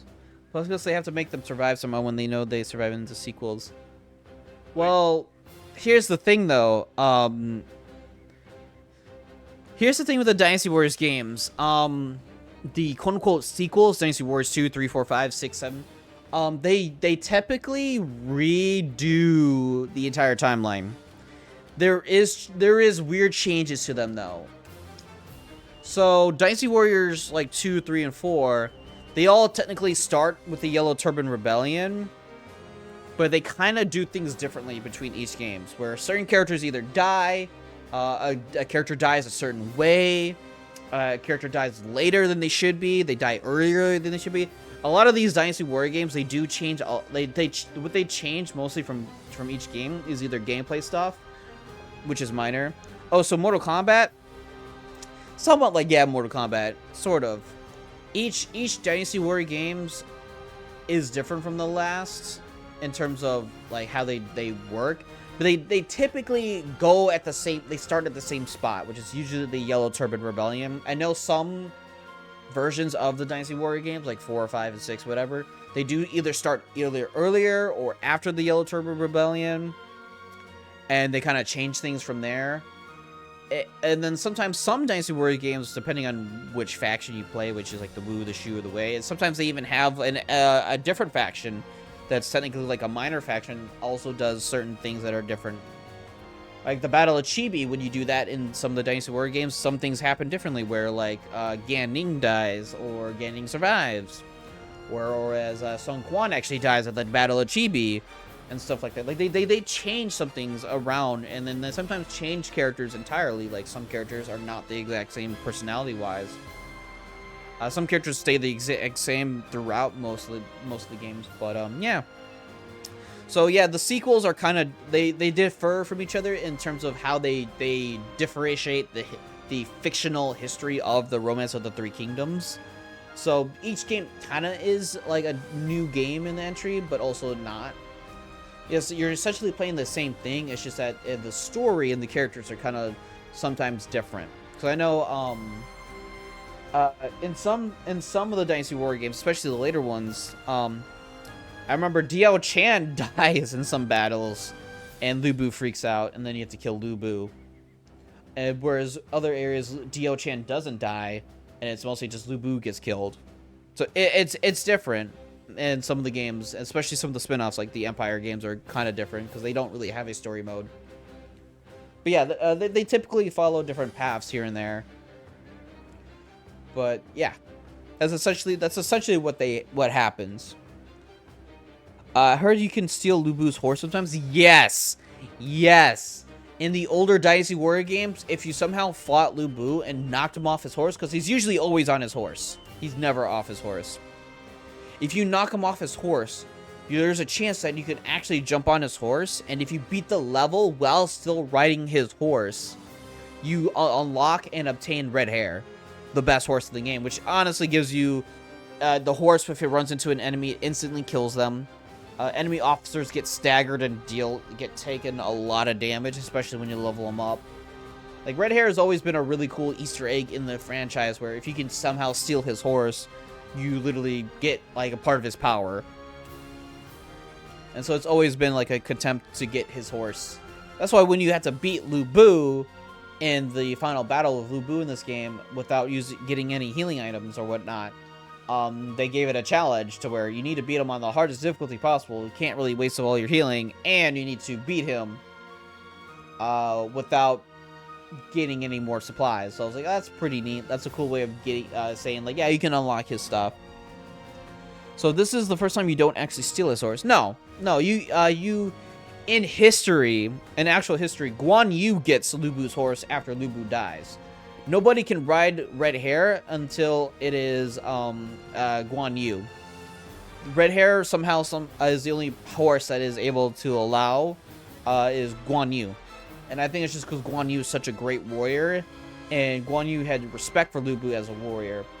And the Red Hair, historically speaking, which was a giant freaking horse, or red horse, didn't let himself be ridden until it was Guan Yu after Lu Bu's death. And then after Guan Yu's death, the horse would not let anybody else ride him, and the horse just died soon after Guan Yu. Guan Yu's beard.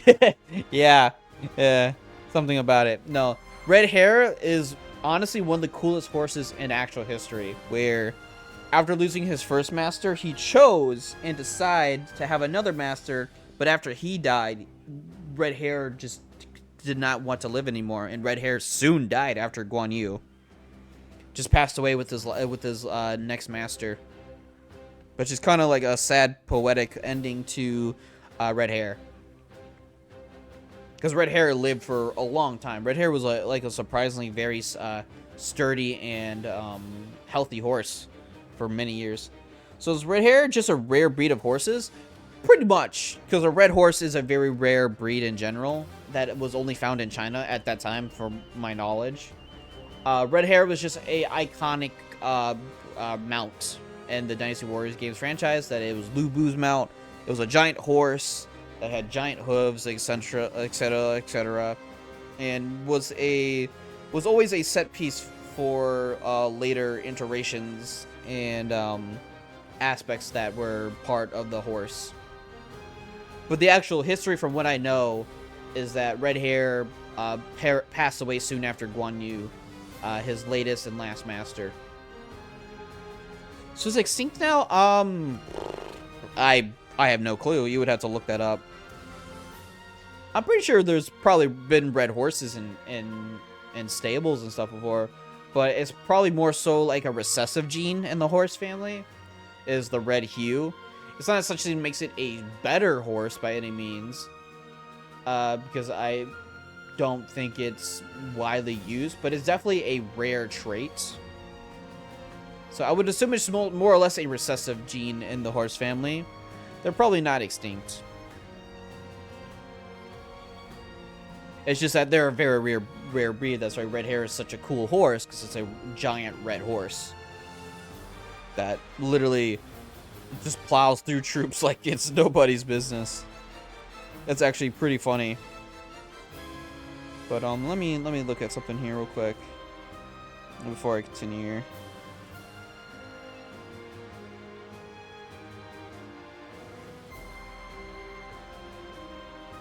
Alright, there we go. But yeah.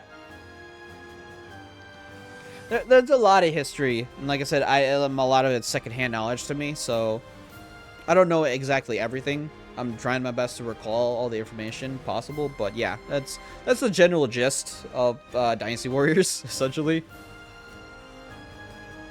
But yeah. I've been streaming for almost 2 hours now, and my dad's gonna be here soon, so I'll have to end the stream probably after this fight, because I had to get ready for dinner and stuff like that. But yeah, we'll take our time with this. But yeah. Anyways, let us get back into the swing of things. Shaiju. Sure, I'll take it from here. Yuan Shao has moved his army southward from Hebei. with the intention of subjugating Lord Sao and claiming the land for himself.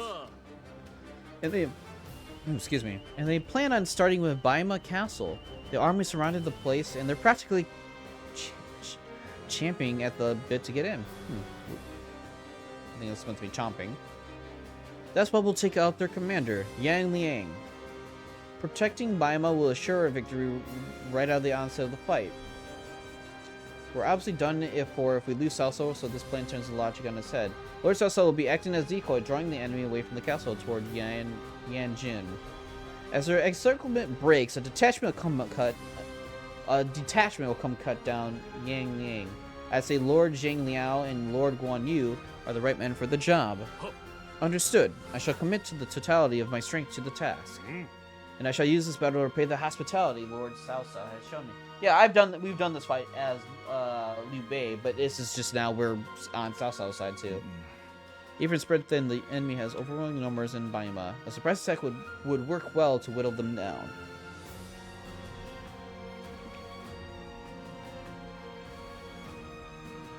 But to keep Yuan Shao's forces around the castle unaware of our approach, we will have to dispose of any forces on the road with the utmost haste. Gosh, when speaking abilities losing there. It shall be done. To assure a successful ambush, we also must assail Yanjin with considerable forces. To pull this off on both fronts, our reinforcements must be accurate and adaptable. We're expecting a lot from you in that front, Kaito. You can leave it to me. That is what I like to hear. That is the extent of our strategy. Lord Salso, I will return the floor to you. Indeed, the battle against Yuan Shao has only just begun. We must start off strong to gain and maintain the upper hand. I'm ready to put my life on the line to win this battle. I hope I can count on all of you to do the same. Oh, no Guan Yu this time. Weird. We'll stick with Zhang Liao, because I'm just gonna go straight for the leader. So I have to provide aid to the Baima Castle within 15 minutes, which means I kind of just have to rush. I have my halberd. Yes. Okay. Cool. Also, thank you for the follow, Scar. Much appreciated. Now let us go. The final battle will be ours.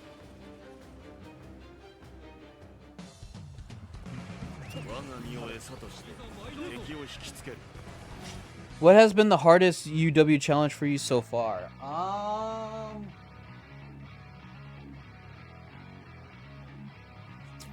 Good question. There was one when I first played, when I first unlocked the UW challenges, the Ultimate Warrior challenges. The hardest one I can think of at the moment was the Lu Bu one, but that one wasn't that bad. Trying to think. It's really hard to say. Oh, I guess the one I think I had the most trouble was the God, what battle was it? I can't remember, but pretty much you had like a 2.5, 3-minute timer. I can't remember which mission it was, but you had like 2.5, 3-minute timer. And it was, I remember restarting a few times on that fight to actually do it. Can't remember what mission it was. It's been a minute. I would have to look at the challenges again.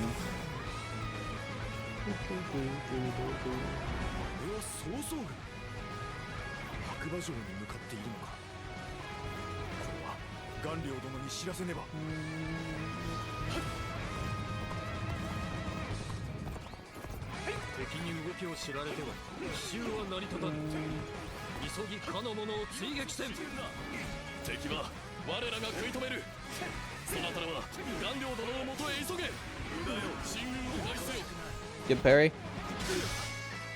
For me, it was Chibi under Sun Clan for that 5-minute Ram challenge.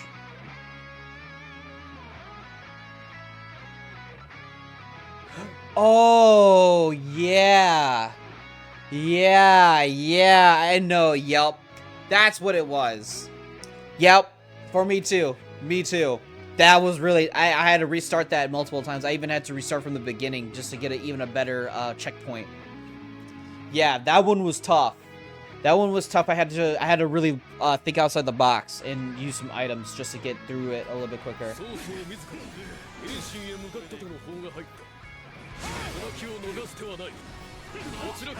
Yeah, it is definitely that. I remember correctly now. Yeah, that one gave me some trouble.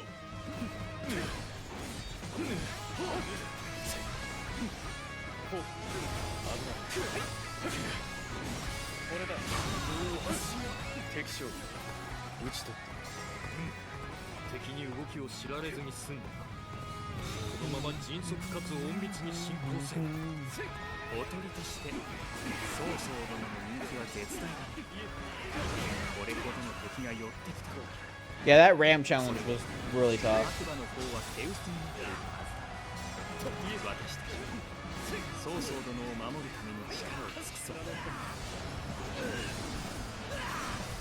Doesn't actually have to do the challenge for, but Liu Bei and Zhuge Liang kept dying. Oh. Oh, huh. Yeah.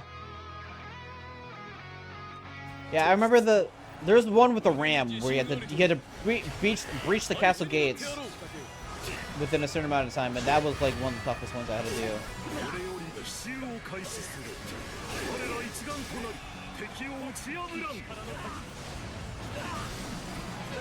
Like kill him and then aid the people inside.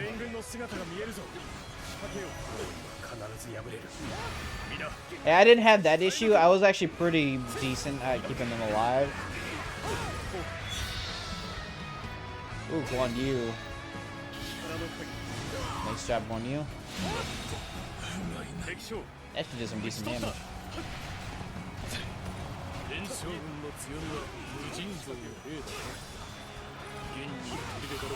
Damn. Yeah, you had to breach the gate in under 5 minutes. Yeah. That one was really tough for me because I had a really bad checkpoint. I was trying to beat it with that bad checkpoint and it just kept restarting over and over again. So I had to redo the level a few times. Shit.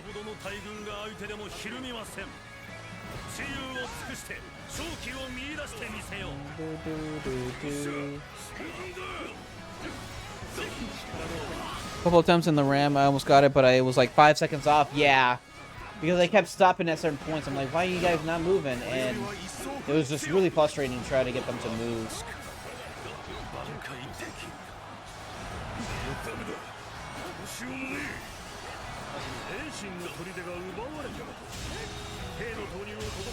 Damn.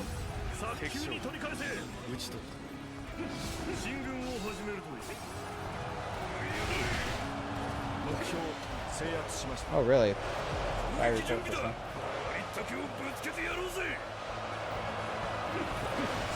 Defeat 10B, okay.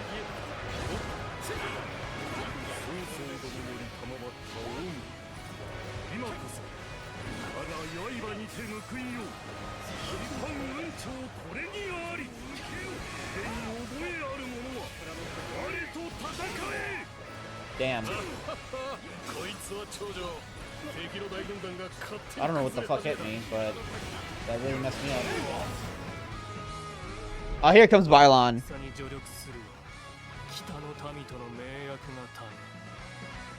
Yeah, this is where Bylon shows up.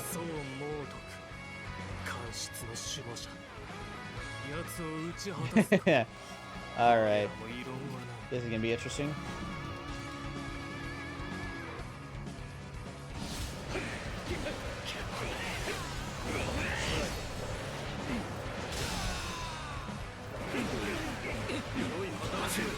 Jesus Christ, all the hit stun is crazy. Dude, all this hit stun is actually kind of hurting my eyes.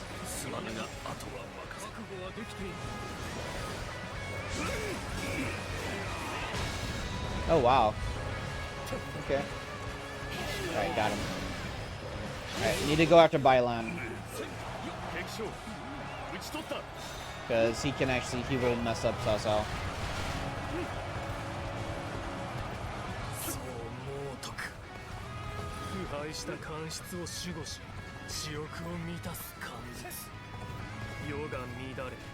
弱者が涙する現状は全て官室が石器。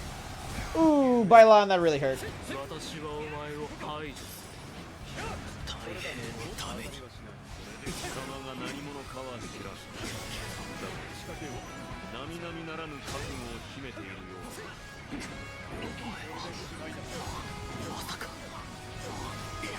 Oh, wow.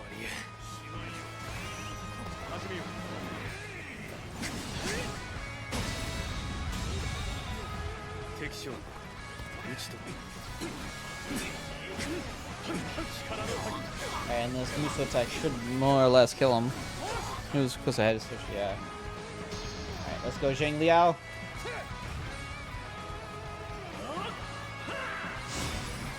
Damn, that almost killed him. That did though. 敵将打ち取れ。乱の帯飾り。そしてその瞳。 Of course, Bylon, it is me.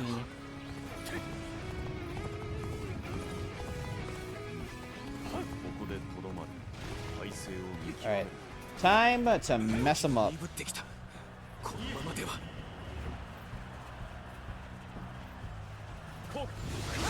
進軍を始めると。みなぎれ。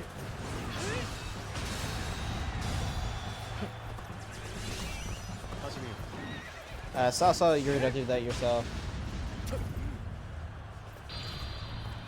This is gonna kill a lot of people.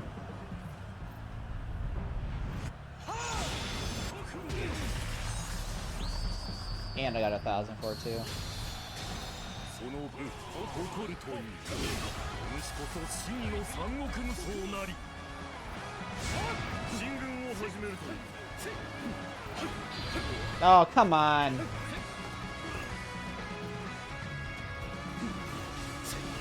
敗色の顔。万感の手は残っているか。これでいく。危ない。これでそうない。 I need to use my men. Frick as well.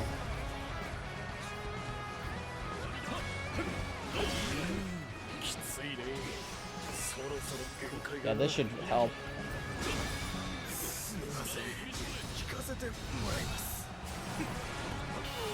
Yeah, this should. Okay, that's what I need to do. I just need to destroy the army.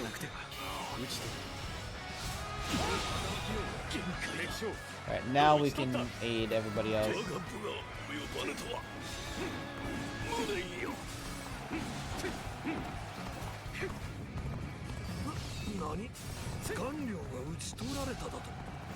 Yeah, a lot of people are dying.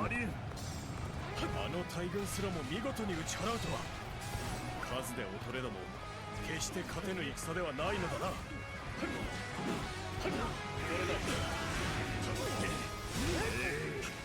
群衆を出せ。兵士を攻め、曹操を討ち取るのだ。 Get the hell out of here. 敵将討ち取せ。 Defeat Wincho. Alright. 敵を撃つことになるだろう。今度はこちらから兵を派遣する。 Alright, let's do this south out. 北から川を渡り、敵の背後をつくとよい。途上の崖を越えられるよう。 I love the music, dude. Music's always been a big part of this game for me. 時宜を得た。この名が突撃するぞ。 Oh my god. I love the tactics. The tactics system has always been really cool. Definitely one of my favorite parts of this game is the tactics system. So I'm gonna get my ass kicked, I know it for sure. I'm fighting an entire army by myself, so I gotta use every trick I can. So I need to break every single one of these mother effers. Yeah, if the stream looks like it's like going crazy, yeah, the bitrate is dead at this point.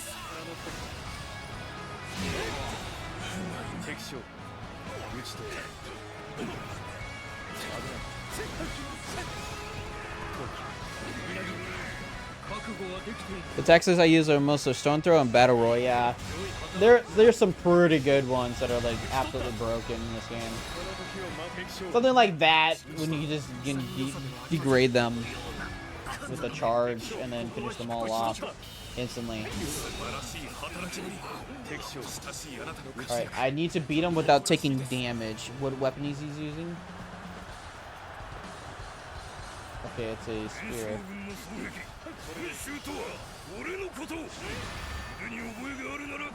Alright, we win without dying or taking a hit. Cool. At least I got one of those done. I'll take it. Get this mission done as quick as possible is very good for me.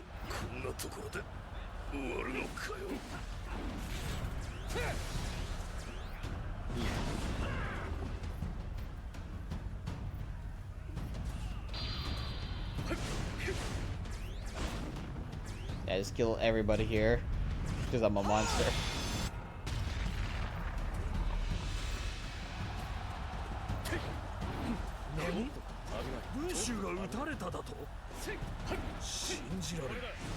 You want more duels? Replace second battle of Pyongyang.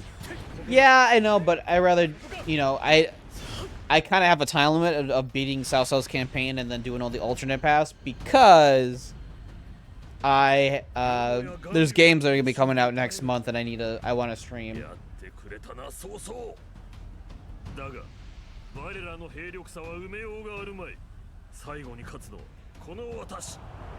So I can't be dawdling my time in this game.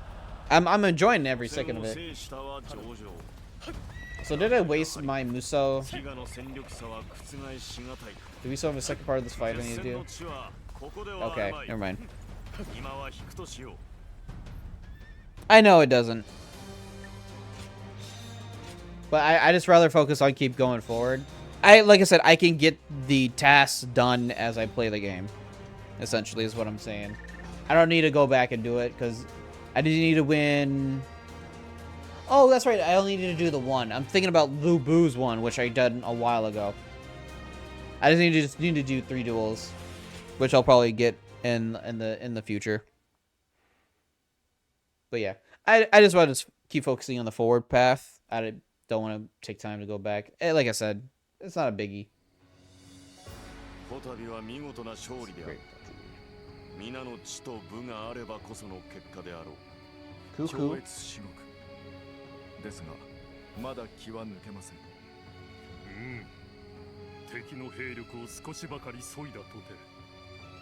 今のところ袁紹が南下を止める素振りはない。迎え撃たねば飲まれるぞ、大竹。大軍を相手取るにはまず地の利を得ねばならぬ。交代して戦線を下げ、関東に陣を構え。Alright, I actually get to do the battle of Yuan Shao, which is pretty cool. Or the battle against Yuan Shao. That's pretty cool. That night. Yeah, we've seen this before. Liu Bei's was complete. Oh, but this is the Cao Cao version. So this is going to be slightly different. Did someone call for me? So let's, I got to choose some certain dialogues because, again, this is kind of like out of obligation, not really loyalty to Cao Cao.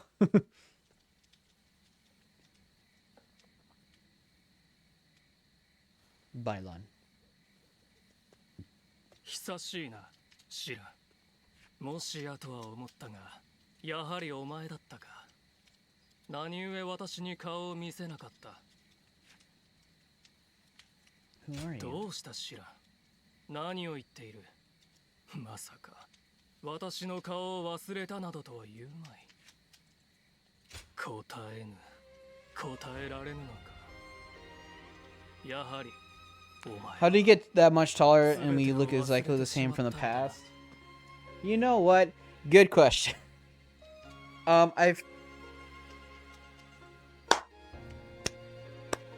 Good question. But this is something that the game doesn't specifically showcase easily. When we wake up, it is, we wake up straight afterwards the whole fire in the village, right? Well, if from context clues, our character has been roaming the land as a mercenary for some time now. So when we first start the first mission we play in the Yellow Turban Rebellion, it's already been like probably months, maybe a year or so, because they don't specify how much time it's been since that happened. So it's been maybe a year. Let's estimate it's been a year since you lose your memories from the village fire. But we have to remember, the Yellow Turban Rebellion lasts for years. When it starts and it ends, it lasts for years. When it gets to the point where Sun Jian's death, it's been many years since the Coalition. Sun Jian's death doesn't happen until like maybe a year or so after the Coalition as well.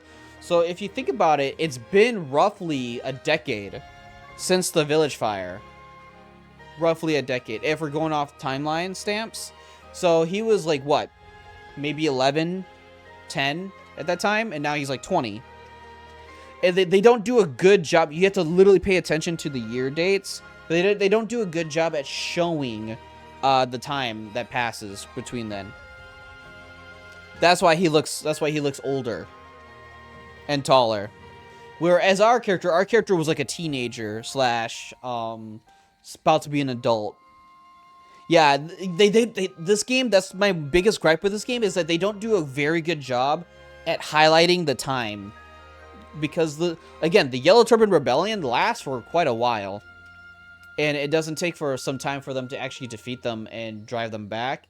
And then the time after is like the whole Dong Zhuo, and then the whole, the whole Dong Zhuo and the whole coalition against Dong Zhuo. That takes time too. That takes a couple of years. And that's why Cao Cao has a kid, and he loses his kid. His kid isn't a warrior until after the Yellow Turban Rebellion, where he's of age. So yeah, that's like my biggest gripe with this game, is that it does not help you with the time, like what year this happens or what month this happens. Doesn't really do that in this game for some reason. In previous Dynasty Warrior games, they do have time frames, because that's how you pick your missions. That's how you pick the levels. Is like they actually tell you what year it is and what mission of that year it is in like the timeline. It actually tells you. And if you go back and play those games, it's like, yeah, year 186 was the year of the Yellow Turban Rebellion, and then the Battle of Chibi was like the year 194 or 195 or 196. Don't remember exactly what time. So it's like a decade after the Yellow Turban Rebellion. So him being this old at this point in time, this is like the only time he shows up. The first earliest time is either here, because Sun Ce dies at the end of the. Yeah, Sun Ce dies at the end of chapter 4. So this does co-align with the same timeline that, yeah, he's probably either like an 18, 19-year-old or in his early 20s. For sure. But yeah, to explain, to completely, like, to answer your question, that's why he's older here. I had the same exact thoughts as you. It makes me feel like this game is span of just one. No. It takes it, to be completely real with you. Like I said, they don't do a good job with times. Sorry again. For a army to travel to one like province to the other takes legit months. It takes months for these characters to go from. I know it's not, but that's just how they made me feel. Yeah, it takes months from like Cao Cao's army. So like the battle for Cao Cao to get to Chibi, it takes him like half a year from Hebei and stuff. His war against Yuan Shao takes like a couple of months to almost a year to deal with. It's just the passage of time in this game is very weird because it's following your character and not really the whole entire like China. It doesn't really follow the entirety of China specifically. So I can see why it's a little like confusing. And like I said, I had the same thoughts like, why is Bailan older when the village fire was recent? But then I was like thinking like, wait, I gotta remember, this is the Three Kingdoms storyline. This is Dynasty Warriors. Chibi doesn't happen until like almost 10 years after the Yellow Turban Rebellion. It's very weird how it happens, but yeah. Because Sun Jian dies, and then Sun Ce is the leader of the Sun Clan family for like 3 years. Because they served Yuan Shu for a couple years at least. for sure. So yeah, the time frame is a little weird. Let's just say from the start of this game till the end of this game, it has been about a decade or close to 12 years, I believe. It's like 12 or 13 years since the Yellow Turban Rebellion by the end of this game where it stops. So yeah, it makes sense why he's an adult and he's taller now. And why he's kind of strong. But yeah, it is very confusing at this game's at least perception of time. You realize I was Sao the usurper of the Han. Right?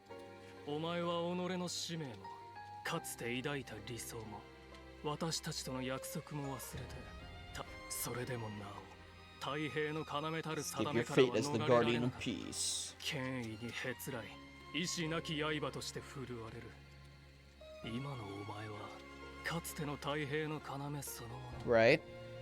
いっそ哀れなことよ主家は最後にお前に何と残した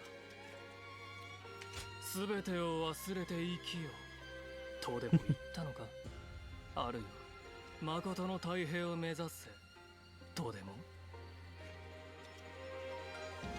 I can't remember. 思い出せぬのなら私の口から言ってやる主家は死んだあの時共にいたのはお前だ Dun dun dun.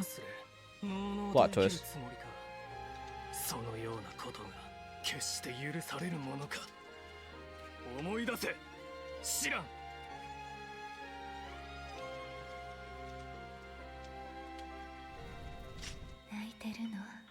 Yeah, we've seen this many times. Again, don't have the most time to spend here, but we'll sit through the rest of this. お前たちは共に死んだものと思っていたもう二度と Yeah, but I never thought you was alone. 私も愚かに過ぎた Clinging to a past that would never return. So yes, he's pretty much saying like it's been a while. これは忠告だシアあくまで監視に早々につくというなら私は再びお前の前に立ちはだかるぞよく思い出しておけまあそれもこれも次の戦で曹操が袁紹に飲まれなければの話だがせいぜいあがくといい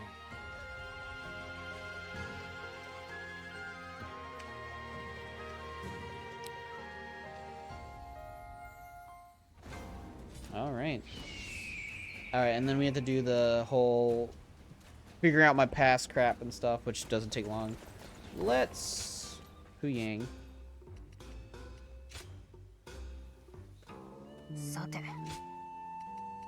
Oh shit. Junyu, an invitation to my manor. Excuse me. Excuse the letter. Kaito, this is Junyu. Would you like to come visit my manor? You must pardon my tactless and inelegant words, as I'm writing this impromptu between tasks. In fact, I still have a fair amount of work waiting for me. If you would be so gracious, could you come by the workroom? I eagerly await your arrival. Yuan Shao, farewell. Kaito, due to recent developments, I will no longer be able to call upon you. The chaos of our world is constantly severing bonds, and with this parting from Salsa, I must also cast away my connection with you. So the next time we meet, it will be as enemies, will it not? It is regrettable, but this letter will have served as my farewell's PS. There is no need to reply. Wow. Wow, Yuan Shao. If you're gonna be like that, damn. Right, where are we now? Alright, so yeah, we're getting closer to the end of this, thank God. Because Chapter 5 might be pretty long, all things considered.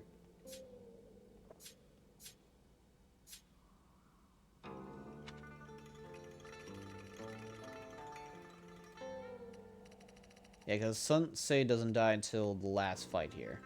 Which, there's some key differences here, which I think I need to get with Sun Jian. So, can't wait to have that happen. But alright. Let me see that. Battle preparations. But yep, we're gonna end it there. We have passed the 2-hour mark, which is what I plan to do. When does Liu Bei die? Liu Bei, if you're talking about the Dynasty version of it or the historical version of it, they're kind of similar. Liu Bei dies during the early years of 20, or not 20, but 205.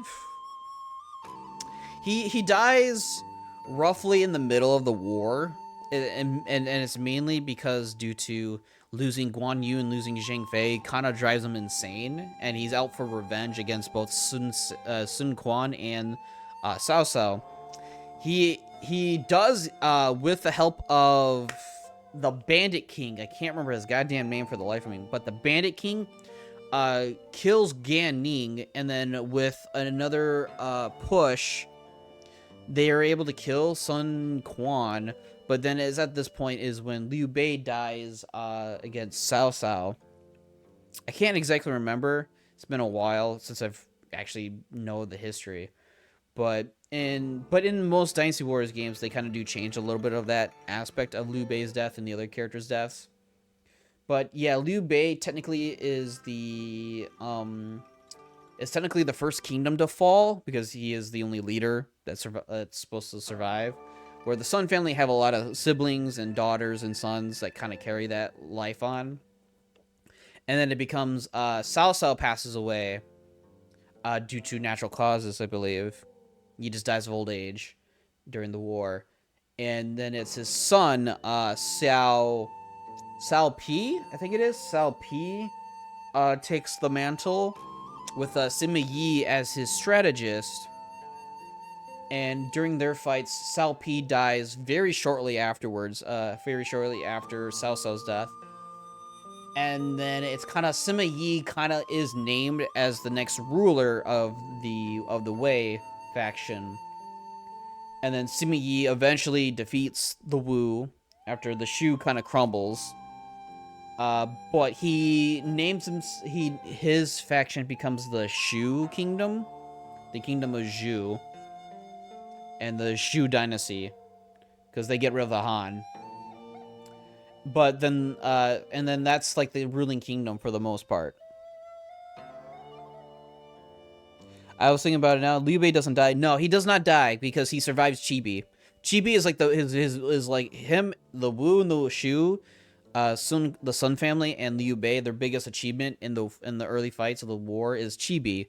And he survives Chibi because they come up with the genius plan of using the fire and the winds.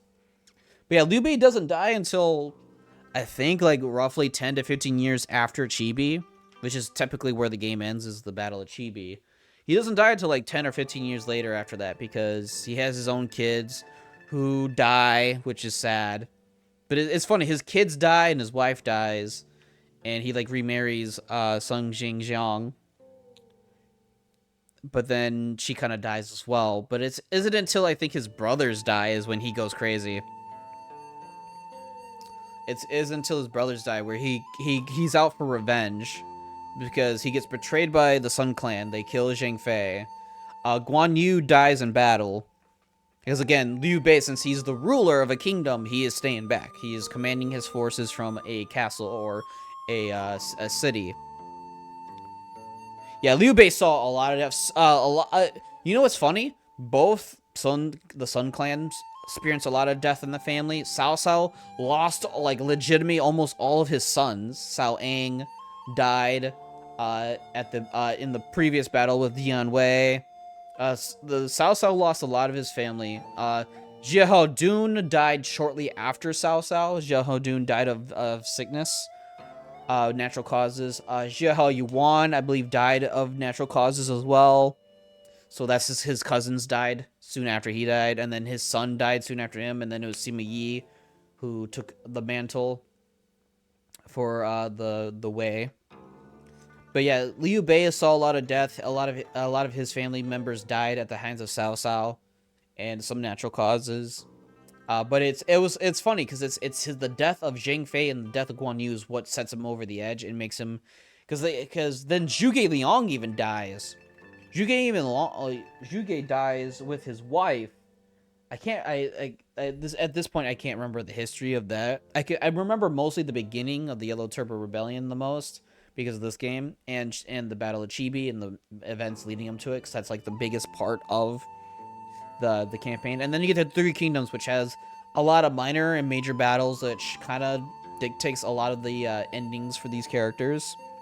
Specifically, like Liu Bei dying first, his kingdom falls first, which is a big shame in the real history. And it is mostly because he dies because his ideology and his honesty and honor gets to the better of him, and then he loses that when he wants to take revenge against Cao Cao and the Sun family. I wonder how the next Dynasty games will do that altered fates like this game, because there's going to be a lot more to do probably. Yeah, that's why I'm like saying, like, I hope this game either has a DLC expansion that lets you to do further beyond the Three Kingdoms, because if you choose a certain faction, hopefully you let them survive longer than you want, because I want Liu Bei to survive and win. Because in some Dynasty Warriors fashion, there's some Dynasty Warrior games where Liu Bei does become, like, Emperor. He technically does. Liu Bei does become Emperor. He does get Luo Yang, and he does recapture the Emperor of China, and then he proclaims himself Emperor, and he becomes the Emperor of Shu. But then he dies shortly after, and then that's when Cao Cao gets the mantle, and he becomes Emperor.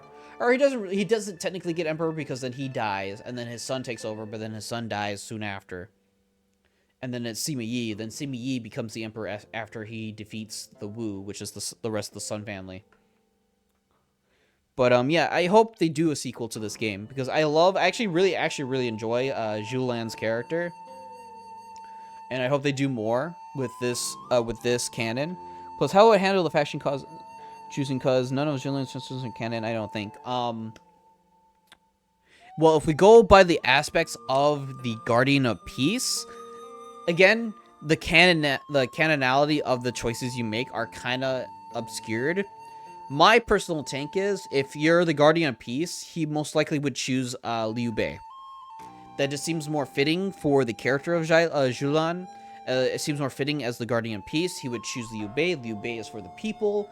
Even though he is honorable to the Han Dynasty, in the end, he does go against the Han, essentially, and becomes Emperor of Shu, and he does his own way. So to me it seems fitting for Zhu Lan to choose Liu Bei as the leader that he supports from the shadows. That's just the general gist of it, that it just seems more right and more in character to him to choose Liu Bei, because if Liu Bei goes out of character or goes out of his way to become more of a tyrant, it is Zhu Lan's decision / responsibility to either talk him into going back to calming down, or he has to kill him. I think that makes more sense than joining Cao Cao, who is already should be enemy number one, because Cao Cao, his methods is kind of killing a lot of innocent people or having a lot of bloodshed, essentially. Cao Cao's his methods of unification is killing no matter what it takes, destroy your enemies and take over the land. Where Liu Bei is he's trying to be more diplomatic, like I said, and trying to unify the land through action of compromise and compassion. And then you have the Sun family, which is acting to protect their lands, to protect their people, but also to unify. So more or less, he is the lesser of the good, but still not as bad as Cao Cao, essentially. Their ambition isn't as, single-minded, whereas Liu Bei is more focused in that he's trying to unify the land under a just cause, where Cao Cao is unifying the land under his ambition to rule and to pretty much take over. Doesn't mean Cao Cao is wrong for his actions. His ambition is valid. His ideology is valid. It's just that in the terms of this game, essentially your character Zhu Lan, he would most likely choose Liu Bei as the canon route, and that's typically the best ending for this game, is picking Liu Bei. It seems like. Doesn't mean that if you choose Cao Cao, that's completely valid. Cao Cao is a respectable leader and ruler, and he's very powerful. There's nothing wrong with that. Same with choosing the Sun family. The Sun family are have really good personalities. They have really good, dialogue in this game. It all comes together to who do you preference. It doesn't. You don't even need to choose it because of history. reasons is like, who do you like more? Do you like Cao Cao's faction more? Do you like the Sun family more? Or do you like Liu Bei's faction? I've always been a Liu Bei fan. I just love the characters, love Guan Yu, Zhang Fei, all of them, love them. So of course I'm going to choose the faction I side with the most, which is technically the ultimate good guys, quote unquote. Don't take that word seriously, but yeah, the best possible case for the land is Liu Bei, because he, as you play Liu Bei's campaign, he's trying to unify the land. The people love him because he's generous. He's helping those in need for barely anything, for no reward at all. He doesn't want to take over. He just kind of want to be a helper. So it kind of makes sense for Xylan to see that and be like, okay, this guy might be actually the hero that he doesn't think he is, but he's the one we need type shit. But yeah, it generally comes down to how they do that. That's why I hope they do a DLC or a sequel game that lets you choose the faction that you decided with, which is Liu Bei, Cao Cao, or Sun Quan, which would be really cool. I really hope they do that. I really do, because this game did very well. If I remember correctly, this game did very well, sales-wise and numbers-wise. So I would assume that they might have plans for another, for a sequel or something that connects this game to the next, which would be really cool. But yeah, I've been here for about almost 2.5 hours. I need to get this prepared. I need to have dinner because I am getting very hungry. But thank you, Scar, for joining me. Thank you for anybody who is also watching, and for the YouTubes. Thank you all for sticking by. I am AK Austin, and I'll see you guys in the next one. Bye-bye. Sorry about that.